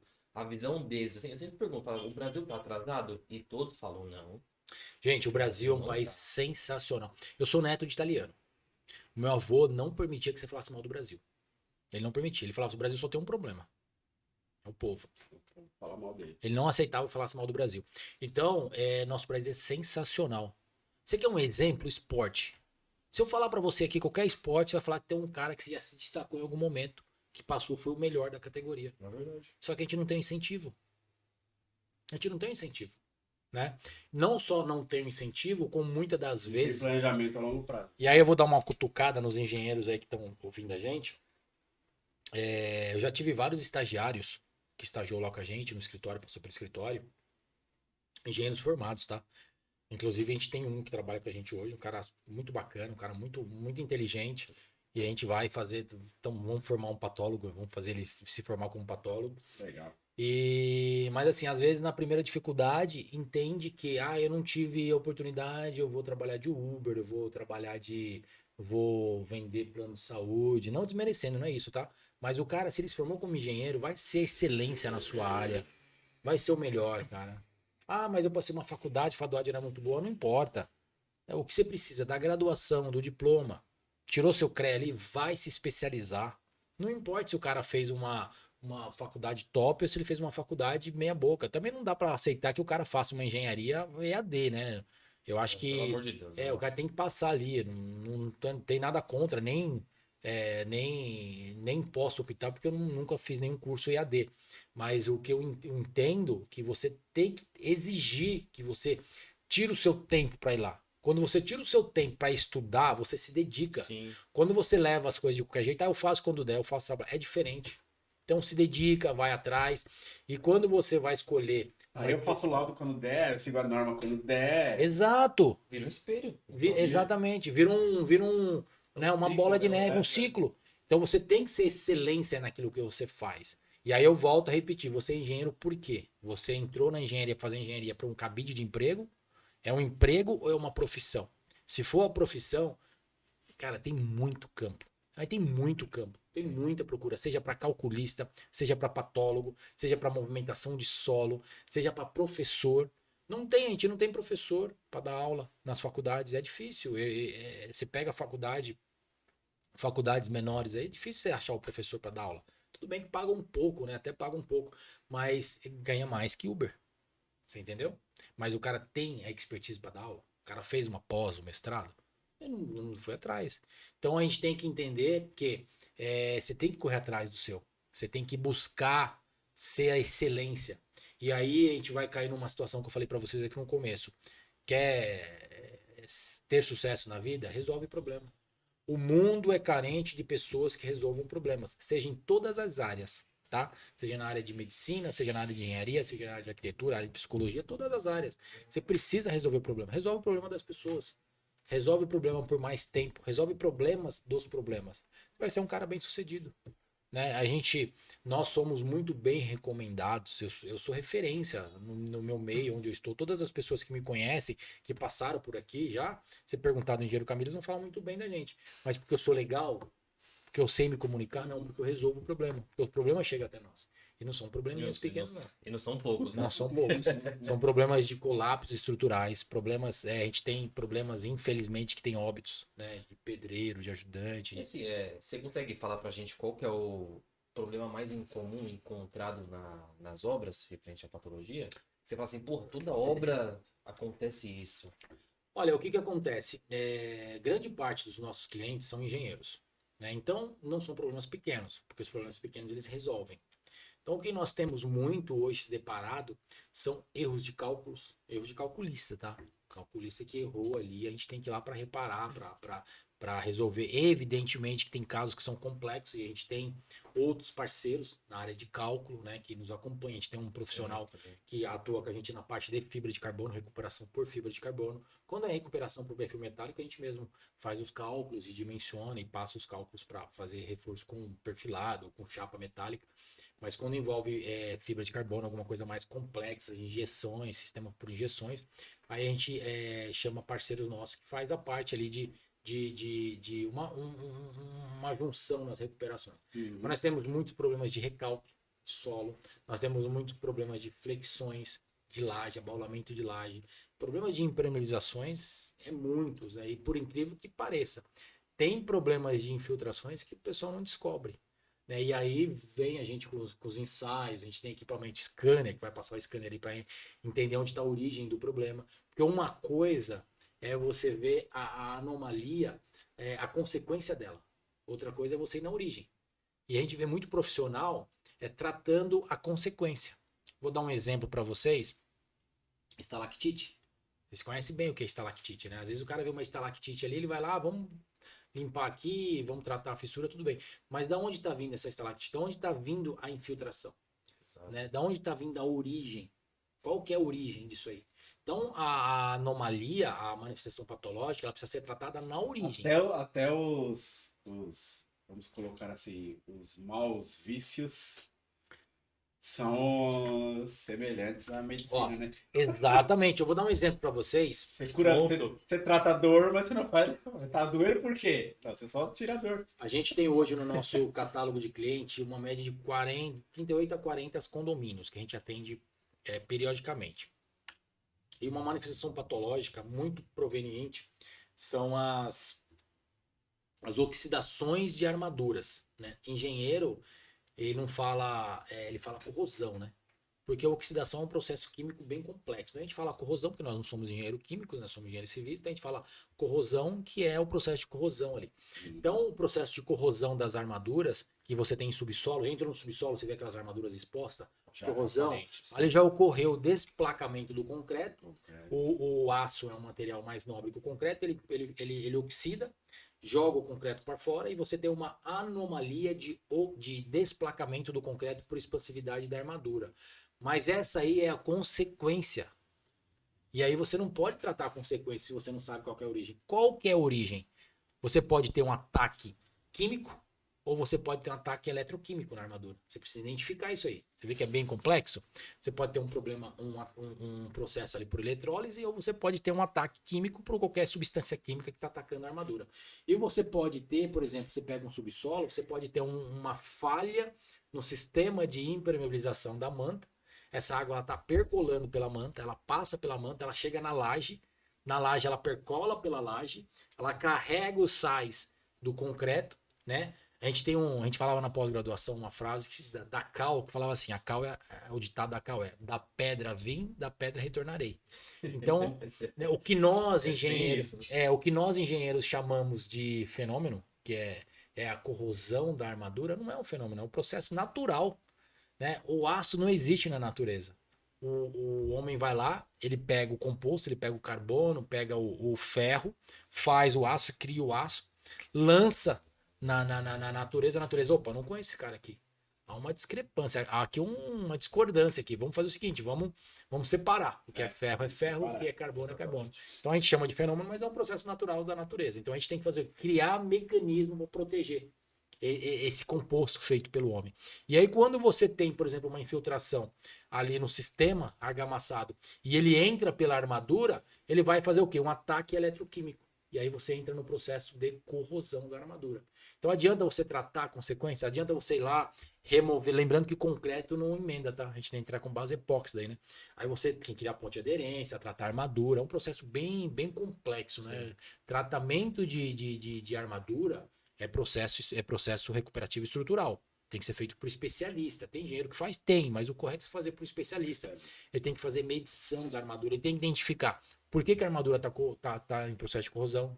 A nossa 618, ela fala que a armadura perdeu 10% de seção, ela precisa ser recomposta, né? Mas você não vai recompor a armadura, você vai adicionar uma armadura extra, né? Exato. Você tem que entrar com fundo inibidor ou fazer um anodo de sacrifício ali, que é você vê que é um negócio bem complexo. Você aprendeu isso na faculdade? Não aprendeu. Como é que você vai saber? Ou é a sua vivência de obra, ou você tem que ser um especialista da área, porque adianta você ir lá, já vi profissionais ir lá e passam uns arcão na armadura. Vai aguentar quanto tempo ali? Você tem que passar um fundo inibidor, você tem que entrar com anodo de sacrifício. Por isso que a gente trata a armadura, entra com fundo inibidor ali à base de zinco, ou faz um cordão ali com metal de sacrifício, que é chamado anodo de sacrifício, para que não entre no processo de troca de potencial. Então é bem complexo, você entende que é bem complexo?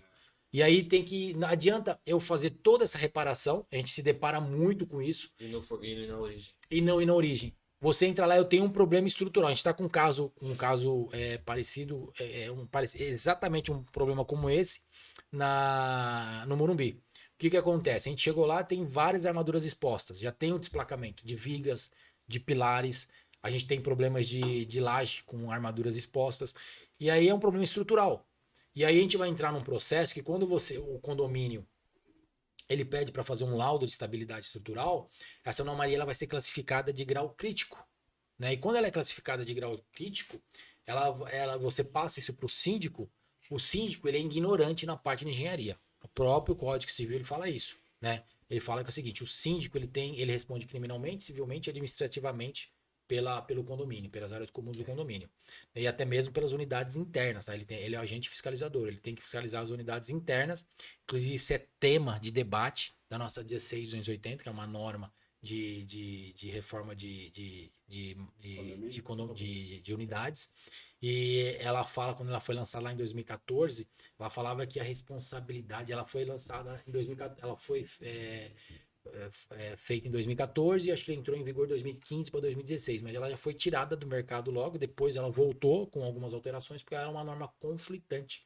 Ela falava que a responsabilidade das alterações internas era do responsável técnico. O responsável técnico tem que emitir a RRT ou a ART e ele passava a ser o responsável. Só que o Código Civil fala que a responsabilidade é do síndico. E aí você tem uma NBR que fala que a responsabilidade é do profissional técnico e tem um Código Civil que fala que a responsabilidade é do síndico. Quem prevalece? Hierarquia, Código Civil. Certo? Então entra numa questão de uma norma conflitante, ela passou por alteração e tudo mais. Então o que a gente precisa entender? Que quando você entrega esse laudo para o síndico, e o síndico ele não é apto, a não ser que ele seja engenheiro, mas ele não é apto a dar um diagnóstico preciso da estrutura do prédio. Mas ele contrata um engenheiro, o engenheiro fala assim: ó, a sua edificação está com um problema. Ele deixa de ser ignorante no assunto, e se ele não tomar as providências, ele passa a ser negligente, porque ele tinha conhecimento do fato. Você entendeu como é bem sério as coisas? Não é tão simples? E aí, quando a gente apresenta que você tem um problema estrutural, esse problema estrutural é crítico, e aí fala, ok, e a maioria dos condomínios não tem fundo de caixa, né? Aí ele fala, ok, vamos arrumar. Ah, não adianta você arrumar esse processo de desplacamento do concreto por expansividade da armadura, porque qual que é a origem? A origem é uma falha no sistema de impermeabilização. E aí você tem que fazer o quê? Ir lá, e a gente vai cair naquela situação que eu falei para você, arrancar todo o seu piso, se é um prédio antigo, arrancar todo o seu piso, trocar o seu sistema. Olha a bala, a grana que você vai gastar, sem caixa, sem dinheiro. Olha o problema que você arruma pro condomínio. Mas você tem um problema estrutural. Você tem que fazer o seguinte, tem que arrumar. Tem que resolver. Aí você já tá falando de aquele zero que eu falei que você joga pra trás. Ah, já pode jogar uns 4, 5 0. Aí você vai fazer plano de chamamento dentro da edificação. Cada condomínio vai ter que fazer um rateio. Não é simples, é um problema sério. Muito condomínio prefere jogar isso para frente, né, até por falta de capital. Então, realmente é uma situação muito, muito complexa, né? A gente tem lidado muito com esse tipo de problema aí no mercado. É uma anomalia bastante aparente, né? Mesmo porque, infelizmente, na engenharia, muitas coisas a gente aprende com os erros, né? Precisou cair prédio no Rio de Janeiro para entrar em vigor 16.280, né? Para falar que tem que ter um profissional técnico para toda a obra. Você entendeu? Precisou a gente entender que 1 centímetro de concreto não é suficiente para proteger a armadura, para fazer alteração na nossa 6118, né? E falar que tem que ser de 2,5 a 3. E ainda assim você tem que fazer sistema de proteção no concreto, porque o concreto ele é uma base permeável. Esse negócio de que o concreto é impermeável. Concreteira falando, não, nosso concreto a gente consegue colocar aditivo e o concreto fica impermeável. Não existe. Concreto é poroso. Índice de pH do concreto, o pH ideal do concreto é 13,5. Você conseguir chegar nos 13,5 e fazer uma camada, fazer com que a sua base seja uma camada passivadora é o ideal. Por quê? Você tem uma camada passivadora, o seu concreto é alcalino, você não oxida a tua armadura. Você vê que cenário lindo? Esse é o cenário perfeito. Então, o que a gente precisa entender? Que aí a gente vai voltar no começo da nossa conversa. Quanto é importante você seguir a nossa norma, e a 6118 ela te dá parâmetros para isso, né? E aí tem muito a ver também, você pega a tabela, se eu não me recordo, 7.1, não me recordo a tabela da 6118, que ela fala sobre o índice de agressividade, né? Eu não posso utilizar para fundação o mesmo cobrimento aqui em São Paulo, como por exemplo em Santos. Lá é zona litorânea. Nós temos ataques, né, de clorídricos, nós temos os sais, temos várias outras situações que realmente... E temos casos atípicos. E aí a gente vai voltar para uma situação que a norma é uma ela é uma situação em que você vai utilizar como uma base orientadora. Mas você, como engenheiro, você tem a obrigação de estudar a área que você vai colocar a tua edificação. Por exemplo, aqui na Faria Lima. Faria Lima nós pegamos uma situação de perfilado em estado de deterioração avançado, e em cima era um heliponto, e o heliponto nós tivemos que pedir para fechar, não dava para utilizar. Por quê? Nós tínhamos caldeiras em cima. E aí quando nós fizemos ali caldeira de resfriamento, nós tínhamos na água excesso de cloro, de ácido clorídrico, nós tínhamos ureia na água, que são exatamente substâncias extremamente agressivas ao metal. Então adianta eu utilizar ali, por exemplo, fazer uma base. Nós tínhamos ali, quando nós fizemos ali as inspeções nas platibandas de concreto, eram platibandas que você tinha viga de borda de concreto armado, e nós fazíamos ali a inspeção do cobrimento, tinha 3 centímetros de cobrimento da armadura, mas a armadura já estava corroída, já tinha desplacamento. Por quê? Exatamente por questão de ataque químico. Era uma zona, não era. A norma fala que nós temos a zona litorânea, área rural, área urbana, área litorânea e região industrial. Então nós temos ali, não é uma área rural, é uma área urbana, não é uma área industrial, então eu posso utilizar 2,5, 3 centímetros de cobrimento do concreto. Mas nós temos um agente agressivo ali, adicional. Exato. Aí cabe a quem identificar isso? O engenheiro. O papel do engenheiro é fundamental na construção. E o papel do engenheiro patólogo em interpretar essa manifestação patológica, a origem dessa manifestação patológica é crucial. Porque ele vai ter que criar ferramentas e criar situações que ele vai evitar com que é o doutor da construção, né? Com que a construção ela passe por um processo recuperativo, um processo de terapia. E aí traz o foco para o quanto ele precisa estar preparado, quanto ele precisa estudar, quanto ele precisa se aprofundar para fazer uma boa interpretação, que é a base de tudo. Exatamente, faz toda a diferença. O conhecimento técnico, ele faz toda a diferença. Quem 100%. detém o poder não é quem tem dinheiro. Quem detém o poder é quem detém a informação. Conhecimento. Quem tem o conhecimento detém o poder. Tá? E, consequentemente, ele vai agregar valores, né? Ele vai agregar ali. Sim. Eu falo isso para vocês porque quando eu saí da faculdade, graduação, eu tinha muito chamado para fazer visita técnica. E eu ia fazer a visita técnica, ia lá, não vou cobrar minha visita técnica. Sem ser na área de patologia, só uma. Não, era graduado.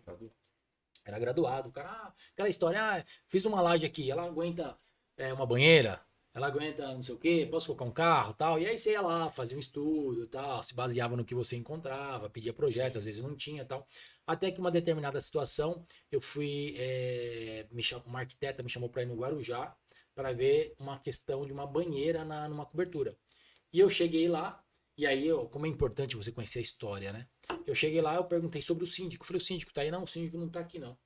Aí eu falei, tá, mas porque era uma exigência do síndico que tivesse uma avaliação de um engenheiro. Né? Peraí, se o síndico está pedindo uma avaliação de um engenheiro, sabendo que tem um arquiteto na obra, tem alguma coisa estranha, né? Você precisa entender isso, né? E aí o próprio zelador falou, tá, o que o síndico faz? O zelador, o síndico é engenheiro. Eu falei, peraí, se o síndico é engenheiro, e ele sabe que tem uma arquiteta na obra, e ele está pedindo uma avaliação de um engenheiro, porque tem alguma coisa errada. E aí você já começa a olhar com os olhos diferentes. Quando eu cheguei lá, o que eu olhei? Eu vou me aprofundar mais. Vou Tinha procurar mais pelo em ovo. Deixa eu procurar mais. Por isso que eu falo, a investigação, ela é um papel crucial na função de qualquer profissional. Certo? E aí eu falo uma coisa pra você. Quando o abacaxi cai no teu colo e você colocou a mão, de quem que é a culpa? Sua. Certo? Você entende? Se A você... nossa digital foi a Ainda última mais- registrada. Ainda mais para quem Entendeu? para quem tá adentrando a área de quem vai fazer a parte de perícia, vai laudar, vai fazer investigação aí no sistema de construção. A partir do momento que você pisou na obra, meu amigo, a responsabilidade passa a ser sua. Arquitetos e engenheiros, tá? Então a gente precisa tomar muito cuidado com essa questão, porque você é profissional apto a identificar os problemas e dar as soluções. E aí o que acontece? Quando eu cheguei lá era uma laje. Essa laje tinha mais ou menos um vão de 4 a 5 metros, não me recordo, 4,5 acho, de vão. E ela colocou uma hidromassagem no meio da laje. Né? Pra gente entender, só básico do básico, a gente trabalha com uma laje, uma H8, por exemplo, que ela tem 8 centímetros de altura. Lembrando que a H6 não é mais utilizada, antigamente era, 2014, a nossa NBR 618, agora você só pode trabalhar com H8 para cima, salvo em casos específicos. A H8, ela tem uma tolerância de carga aí de 180 a 200 kg, tá falando de forma básica, de média, de 180 a 200 kg por metro quadrado. Você vai para uma H12, por exemplo, você consegue passar isso aí para 250, né? E aí você pega uma hidromassagem para 10 pessoas, ela tinha na época lá, acho que era uma carga de 1.600 kg no centro da laje. Você fala, gente, eu olhei a laje ali, o cara não colocou uma H32 aqui na cobertura. Ninguém vai colocar, vai ter coisa errada. E a tendência é sempre diminuir, né? Fora, exatamente, fora a hidromassagem que ela colocou, ela ainda fez uma base em volta de alvenaria, né? A carga, ou seja, sobrecarga. O engenheiro, o síndico que não, permanente, né? Tá ali. o síndico que não é bobo nem nada, falou ok. E que ela peitou o síndico, né? E os clientes dela eram clientes americanos, estavam fora do. A arquiteta peitou o síndico. Peitou, falou assim: não, pode sim. Ele, tudo bem, pode, então me apresenta um cálculo de um engenheiro. E ela foi, nos procurou tal, e eu falei, ó, você não pode, você vai ter que reforçar essa laje. Ela falou, tá bom, vou pensar no que eu vou fazer. Aí eu fui embora.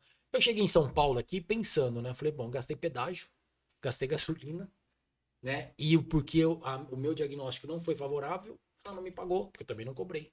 Falei, a partir de hoje, a minha hora técnica, lembra até hoje, minha hora técnica vai ser tipificada conforme determina o CREA. Aí entrei no site do CREA, eu olhei lá qual que é a tipificação de hora técnica. Lembra até hoje, era R$410 a hora técnica. Falei, vai ser 410. E aí começaram a me chamar, eu falei, você cobra hora técnica? Eu falei, cobro. Eu tinha lá um chamado um exemplo, né, de 20 chamados por mês. Né? Quando eu passei a cobrar, caiu para 10. Só que o que é melhor para você, ser ir 30 vezes de graça ou você ir 10 vezes ganhando? Você entendeu? Passei a cobrar 10 vezes, passei a cobrar a minha hora técnica e passei a selecionar o meu público. Meu público só começou a me contratar quem realmente tinha interesse. Porque o cara não se importava em pagar. E falo uma coisa pra vocês, o cliente não importa, ele não tem importância em pagar. Ele não se importa em pagar. Ele quer pagar, mas ele quer o problema dele solucionado. Exatamente o ponto Excelente que eu ia visão. dizer. Exatamente o ponto que eu ia dizer. Em vez dos 30, que não tá nem aí pra nada, só quer... Porque, na verdade, esses 30... Tô falando generalizando, tá? Mas esses 30, ele não quer resolver o problema. Ele quer só que você garanta que ele tá certo. Entendeu? Se você Você passa a ter 10 que quer resolver o É problema. aquela compra da assinatura, né? Vou comprar a RT. É uma mudança de 360. Exatamente. Virou totalmente. E aí o que aconteceu? Quando eu fui fazer a pós-graduação, depois de algum tempo eu comecei a ter muito chamado. E eu sempre fui um cara muito prestativo, né? Eu sempre dei muita informação. Eu nunca me contentei em somente falar, faz isso aqui. Eu explico por que tem que fazer, como tem que fazer, sempre dei muita assessoria. E comecei a ter muito chamado. E eu não dava conta de ter, por exemplo, 3, 4 visitas um dia. Falei, não dá conta. O que eu vou fazer? Vou selecionar, aumentei minha hora técnica. Passou a ter um valor maior. E aí, quando eu entrei na pós-graduação, eu aumentei mais a minha hora técnica ainda. O que eu comecei a fazer? Selecionar os meus clientes. Eu deixei de visitar obra para saber se uma hidro dava para colocar na laje de cobertura, para começar a atender recalque de edificação. Quando eu fui fazer o módulo de mestrado lá na Mauá, eu aumentei mais ainda. Então eu comecei a selecionar o meu público. Isso é uma seleção natural, tá? Quando você aumenta o teu preço, mas vai aumentar o teu preço, tenha ciência de que você tem que ser um profissional gabaritado. Porque você vai entrar num nicho, ainda mais o campo de perícia, o campo de laudo, em que do outro lado tem sempre caras feras. Quando eu comecei a fazer isso, eu comecei a entrar num nicho extremamente restrito de profissionais gabaritados. A cronologia que tem que ser entendida é que é o seu gabarito que aumenta o seu preço. Exatamente. Quanto você se preparou para o mercado? Quanto você se dedicou para o mercado? Não é simplesmente aumentar o teu preço. Você sabe por quê? Porque é aquela história. Ninguém quer ser enganado. Né? Você pega o teu carro. Você está com um problema lá, um barulhinho no teu carro. Você leva no mecânico. Né? E o mecânico ele chega lá e fala, eu vou te cobrar aqui tanto. E não resolve o teu problema. Cara, você vai sair muito revoltado. Você vai se sentir enganado. Então não é diferente em todas as áreas, é assim. Quando você resolve o problema do cliente, e olha que interessante que o carro onde você ainda consegue questionar. O campo de engenharia ninguém vai te questionar. Se você der a solução que seja uma solução confiável, uma solução coerente, né? Ninguém vai te questionar. É isso que tem que resolver? Vai resolver o problema? Faz. Mas as nossas soluções que nós apresentamos para os nossos clientes, seja para construtores, sejam para condomínios, elas são eficientes. Nós não fazemos nada na dúvida. Eu cheguei no começo desse ano. Como você colocou, muito bem colocado no início. Ciência. Ciência. Exatamente. Nós chegamos numa situação no começo desse ano que eu não dava conta de atender os meus clientes. O que eu comecei a fazer? Foi, eu vou elevar o meu preço, porque automaticamente eu elevando o meu preço, eu vou elevar o meu nível de entrega do meu material. E o que eu faria? Eu tinha um professor que me dava aula, que ele falava assim, ó, eu faço em média hoje um laudo por mês. E eu pensava comigo lá na época de faculdade, eu falei, se eu fizer um laudo por mês, eu vou estar tranquilo, cara. Tô bem pra caramba, né? Só que eu já fiz 28 laudos em um mês. Você acredita que é passar a noite trabalhando? Teve laudo simples, mas teve laudo, 28 laudos no mês. Eu fiz mais laudo no mês do que ele fez no ano inteiro. Por quê? Por causa da nossa referência, por causa da nossa expertise. É claro que eu tinha uma galera trabalhando comigo no escritório, então eu ia fazer o levantamento fotográfico em obra, trazia esse laudo para laudo extrajudicial, tá? Não laudo judicial. Laudo judicial envolve outras questões, vai para o juízo, às vezes você tem que replicar. Laudo extrajudicial, né? Então já fiz a quantidade máxima de laudo que eu fiz no mês foram 28 laudos no mês. Às vezes eu vejo o pessoal no podcast falando, ganhei 6 mil por mês. Eu falei, poxa, cara, eu ganhei. Em um mês eu estourei já de fazer laudo. Mas assim, não é papel, não é perfumaria, como a gente fala, é laudo bem fundamentado. Mas evidentemente que quando você faz um laudo de infiltração, você manda para a tua biblioteca, você atende o condomínio A, faz um laudo de infiltração. Quando você vai atender o condomínio C, é o problema de infiltração também, você vai usar a mesma base. Isso está a expertise do profissional. Isso é para toda a área. Né? Você pega um arquiteto, quando ele faz uma projeção de uma casa, ele não cria todas as casas do zero, ele tem a biblioteca dele. O laudo é a mesma coisa. Eu tenho as minhas bibliotecas. Eu já fiz laudo de tudo quanto é situação que você possa imaginar. Fiz laudo de recalque. Você já tem um esqueleto, né? Tem laudo tudo. Ali, que é só... Então eu treinei a minha equipe e aí a gente vai entrar numa situação. Eu sempre fui um cara muito centralizador. Era um cara muito centralizador. Isso não é bom para quem quer ter um processo saudável e um sucesso financeiro. Você não pode ser centralizador. Você que detém o conhecimento, foi aquilo que eu falei para você no começo. O saber só para si, ele não tem validade. Você tem que passar. Então você tem que treinar as pessoas que trabalham com você. Eu sempre fui um cara muito exigente, sempre fui um cara muito centralizador, tudo tinha que passar por mim. E eu batia no teto. Por quê? Não conseguia progredir.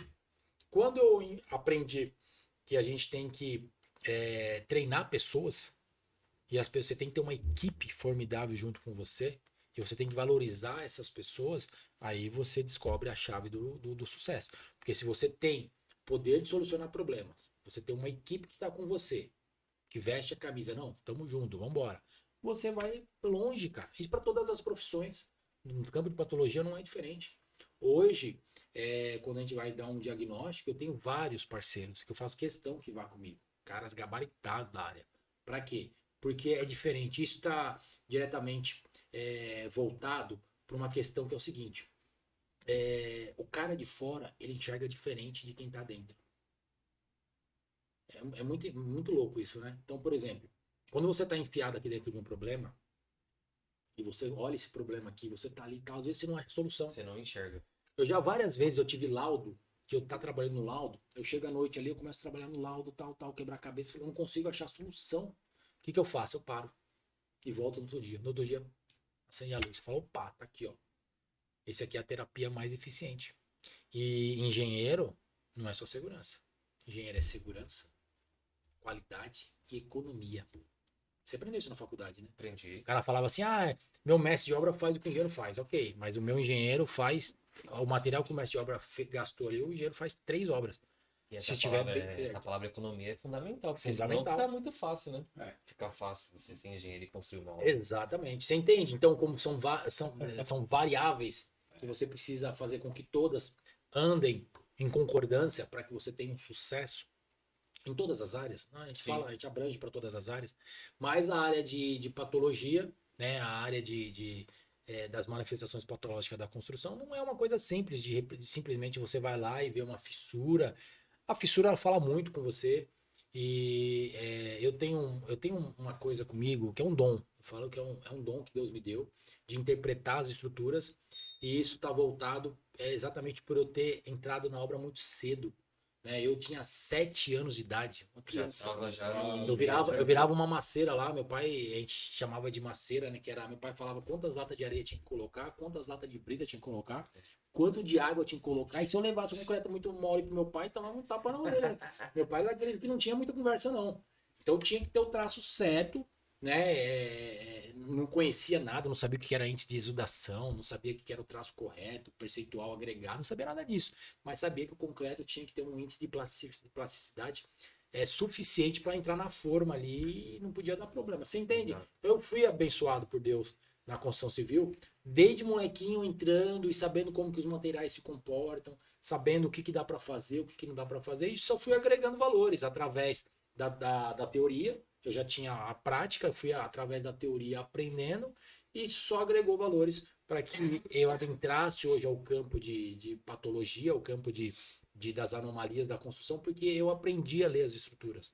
Eu vou dar um exemplo muito, muito claro. Eu tenho um amigo meu, depois eu recomendo para ele assistir esse vídeo. Ele está estudando arquitetura, ele é um cara sensacional, ele está fazendo uma casa de alto padrão lá no Arujá.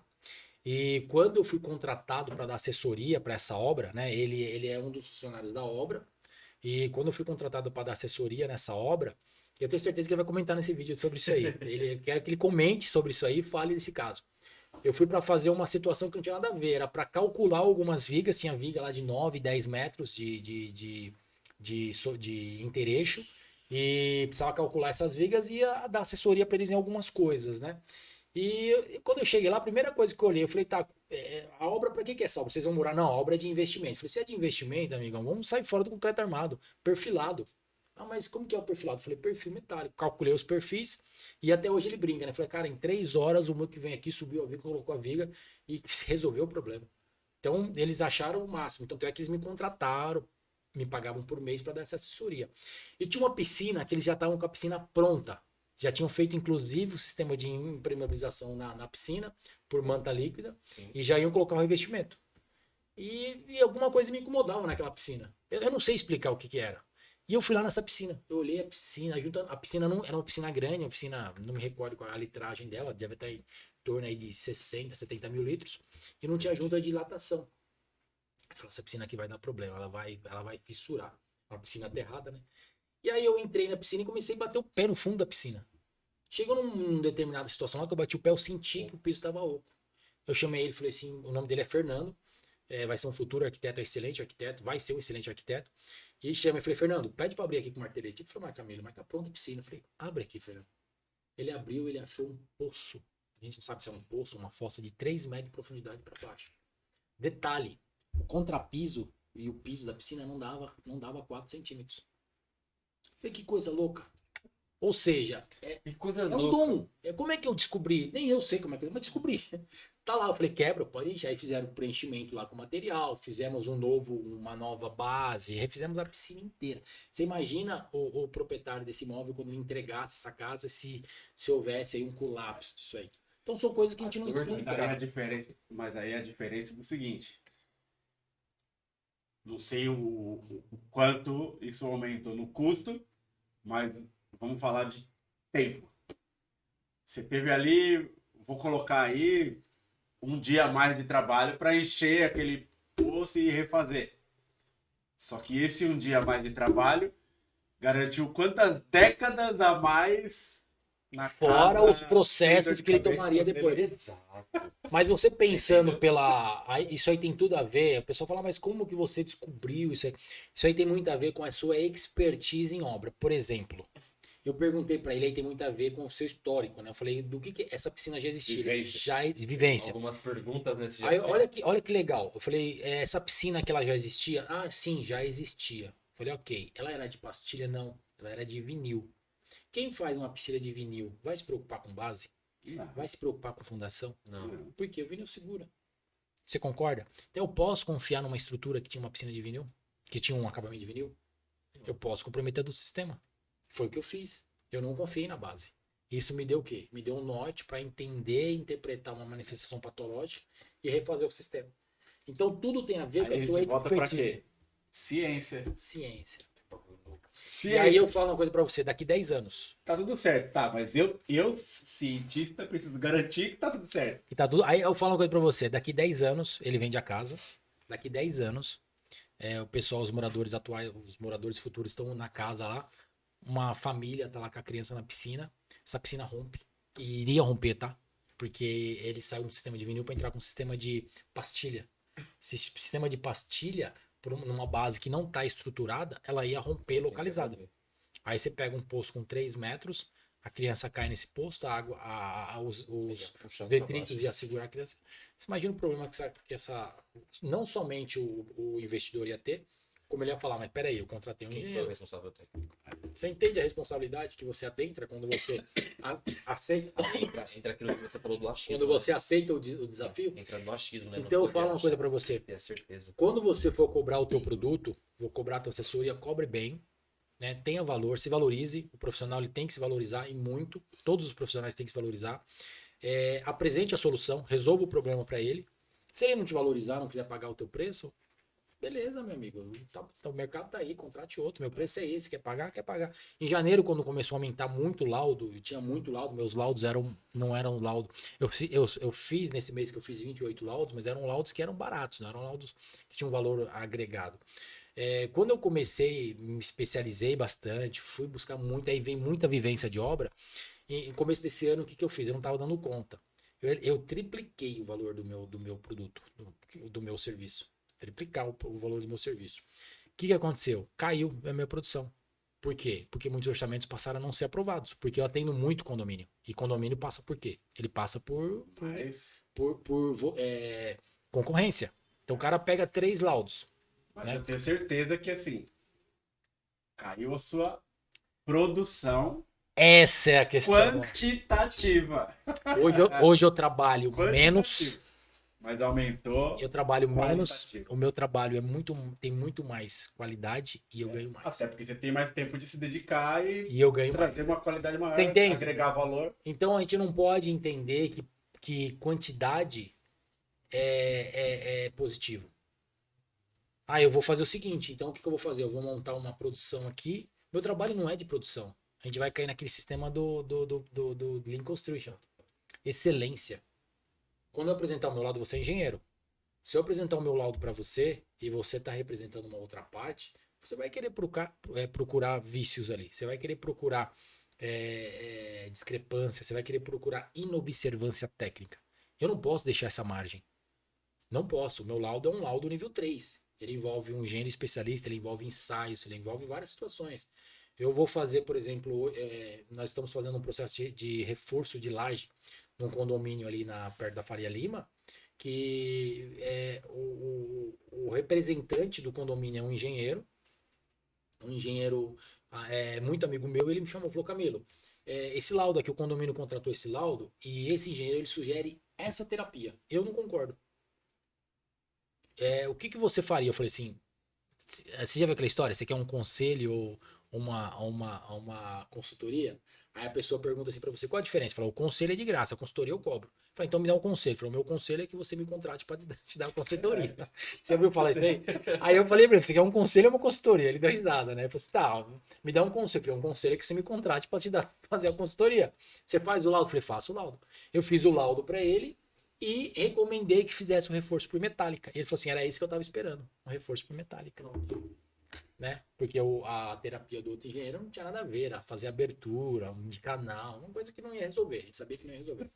Então, o que você precisa dar uma solução para o seu cliente que seja uma solução coerente, né? Seja coerente. Não adianta eu te entregar um produto por entregar, Não adianta você entregar um laudo Ctrl+C, Ctrl+V. É muito fácil você chegar na internet hoje e copiar uma matéria de qualquer coisa. Mas, gente, é a mesma coisa de cálculo. Eu acho que o colega nosso que teve aqui, o calculista, ele deve ter falado isso. Existe o calculista e existe o piloto de software. Ele deve ter falado isso, né? É aquele cara que opera um TQS, por exemplo, mas Falou. ele falou. Falou Ó, mesmo. eu vou pegar uma situação para vocês de um prédio Que loucura. que nós fizemos a perícia, né? E estamos fazendo assessoria no interior de São Paulo. E nitidamente o projeto foi colocado no software, o cara colocou o índice de majoração lá em cima e entregou. E aqueles problemas adicionais que apresentam em campo, que você tem que prever, não foram previstos, né? Esse é o piloto de software, é o cara que pilota ali o programa, mas ele não tem o conhecimento do que acontece lá na obra. Não é aquele calculista que sabe que ele precisa entender o material, ele precisa conhecer de material. É bem complexo. Você tem que estar envolvido. Você tem que estar envolvido na situação. Quando você está envolvido na situação, e volta naquilo que você comentou no começo, quando você está envolvido na situação, você está disposto a resolver o problema, você não vai ser um executor de laudo vai copiar o material da internet e vai lançar lá para o seu cliente. Não é isso. Porque a hora que der o problema, a hora que você for confrontado e você será confrontado, você não vai saber responder. Eu não estou preocupado em dar uma volta na pista. Eu estou preocupado em entender o porquê de cada curva. Exatamente. Exatamente. Isso faz toda a diferença. Você fez um comentário e eu levei isso muito para minha profissão, desde o início, desde que eu comecei a trabalhar e exercer a profissão de engenheiro civil. E é uma profissão nobre, como todas as outras profissões. Mas a minha profissão de engenheiro civil, eu tenho um zelo muito grande por ela. Então, é o que eu falo, eu não aceito o cara que é engenheiro civil e fala que não teve oportunidade de trabalhar, como o cara que é psicólogo e fala que não teve oportunidade de trabalhar, como o cara que é advogado que fala que teve oportunidade de trabalhar, pela seguinte situação. Por que você fez a faculdade? Teu pai te obrigou? Foi porque você queria... simplesmente ter um curso superior, ou você fez porque você queria ser diferença no seu meio? Você entendeu qual que é a diferença? Então você tem que ser excelência naquilo que você faz. Tudo que você fizer na vida tem que ser excelência. Eu não posso me comprometer a vir aqui, sentar aqui nessa cadeira e a gente fazer uma entrevista como essa e fazer de qualquer jeito. É inadmissível. É inadmissível vocês estarem do lado de vocês e não conduzirem um programa como esse e vocês conduzirem de qualquer jeito. A gente tem que ser excelência. Você sabe por quê? Nós precisamos ser a semelhança de Deus. E Deus é perfeição. Quando nós fazemos de qualquer jeito, nós nos afastamos de Deus, né? Então nós temos que ser excelência. E ser excelência é amar o que nós fazemos. Não fazer pelo dinheiro. Dinheiro é consequência. Dinheiro vai vir. Dinheiro vai vir. É normal. Consequência. É normal, é consequência. Eu tenho dois pilotos, tenho dois filhos pilotos, um piloto de kart e um piloto de moto velocidade. E esse piloto de moto velocidade é incrível a maneira com que ele faz exatamente isso que você falou. Ele pilota para conhecer cada curva, para conhecer cada traçado, para conhecer cada situação. Ele melhora a cada corrida dele, porque ele sabe que é uma progressão. O mais velho, ele tem um estilo diferente, mas não deixa de ser um cara fenomenal. Conhecer meu filho mais velho é uma coisa absurda. A cabeça, ele tem 14 anos, é empresário já, é um cara que, assim, ele vai ser muito bem sucedido pela cabeça que ele tem. Por quê? Porque ele foca em fazer a excelência naquilo que ele faz excelência. E ele traça, e é isso que nós temos que fazer como engenheiros, né? Nós temos que traçar o nosso objetivo e não se desviar dele. Eu vou ser até mais amplo. Né? É isso que a gente tem que fazer em qualquer profissão. Qualquer profissão. Qualquer profissão, exatamente. Cara, Qualquer eu profissão. vou te falar assim, ó. Hoje, mais do que das outras vezes, eu tô muito triste porque, meu, a gente tá estouradaço no tempo. Eu falei no começo, viu? Faz tempo que eu não consigo, porque, meu, é muita profundidade, é muito conhecimento. E assim, eu já tomo a liberdade aqui, já quero até fazer o convite para, a gente já agendar uma outra Será um data, prazer, cara. pra Será gente um prazer. aprofundar, porque, É sensacional. eu tinha ainda muita coisa para perguntar. Eu sei que você Eu tem sei se muita você- coisa para Eu te trazer. contei o caso que a gente começava com uma pergunta, É, não, acho que não. a gente não chegou nas outras. Não chegou A gente nas só fez outras. a primeira pergunta e o assunto foi embora. Mas é muito amplo. É muito amplo. Não, mas E, ó, eu posso falar uma coisa pra vocês. Eu quando fui fazer engenharia, olha que coisa absurda. Eu quando fui estudar engenharia, quando fui fazer tecnologia, primeiro eu fiz tecnologia, né? Eu fui fazer tecnologia e eu falei, eu sou o cara, eu sei tudo. Vou fazer tecnologia, mas eu tenho uma experiência muito grande e muito ampla em campo. E quando eu fui fazer tecnologia, eu falei, cara, eu não sei nada. Caramba, quando eu terminei tecnologia e eu fui trabalhar em campo, eu me esbarrei no ego dos engenheiros, né? Os caras falavam assim, ok, faz desse jeito. Eu falei, não vai dar certo. O engenheiro falou, não, mas faz. Eu falei, não, mas não vai dar certo. Tudo bem, mas eu sou engenheiro, eu que assino. Então faz do jeito que eu tô mandando. Eu falei, vou fazer engenharia. Aí fui fazer engenharia. Quando eu fui fazer engenharia, eu falei, eu sou o cara, já fiz tecnologia, fui fazer engenharia, falei, cara, eu não sei nada. Saí da graduação falando, putz, eu sou o cara top. Sou engenheiro, sou tecnólogo, tenho experiência em campo, sou tecnólogo e sou engenheiro. Sou o cara top, sei mais que todo mundo. Quando eu fui fazer pós-graduação, falei, cara, eu não sei nada. Cara, eu não sei nada. Que absurdo. A vida é um eterno conhecimento. Quando grande sabedoria talvez seja só sei a consciência de que quando chegamos ao cume, o que observamos é que existem outros infinitos cumes para serem. Só sei que nada sei, e o fato de não saber nada me coloca à frente daqueles que acham saber alguma coisa. É. Então, O primeiro hoje, passo do aprendizado é enxergar a necessidade dele. eu desisti. Eu desisti. Eu tô falando sério. Eu desisti. Sabe por quê? Nós somos um pingo de nada no meio do universo absoluto. Então, nós temos que saber que nós temos que entrar numa situação como um gatinho e sair como um leão, não ao contrário, né? Quando eu chego na obra hoje, eu ouço todo mundo. Eu ouço desde o mestre de obra até o ajudante. Às vezes o ajudante lá, ele tem uma solução para aquele problema, porque a gente chega em situação, a gente está com uma situação, você fala, mas em obra e tal, a gente tem uma situação que a gente está numa assessoria numa obra, que o engenheiro chegou, o que ele fez? Ele abriu tirou todos os pilares da casa, tirou do primeiro pavimento, do segundo pavimento, estava tirando do terceiro, sem fazer escoramento, sem fazer reforço. Não, depois a gente faz o reforço. Meu, cara, é louco. Depois o quê?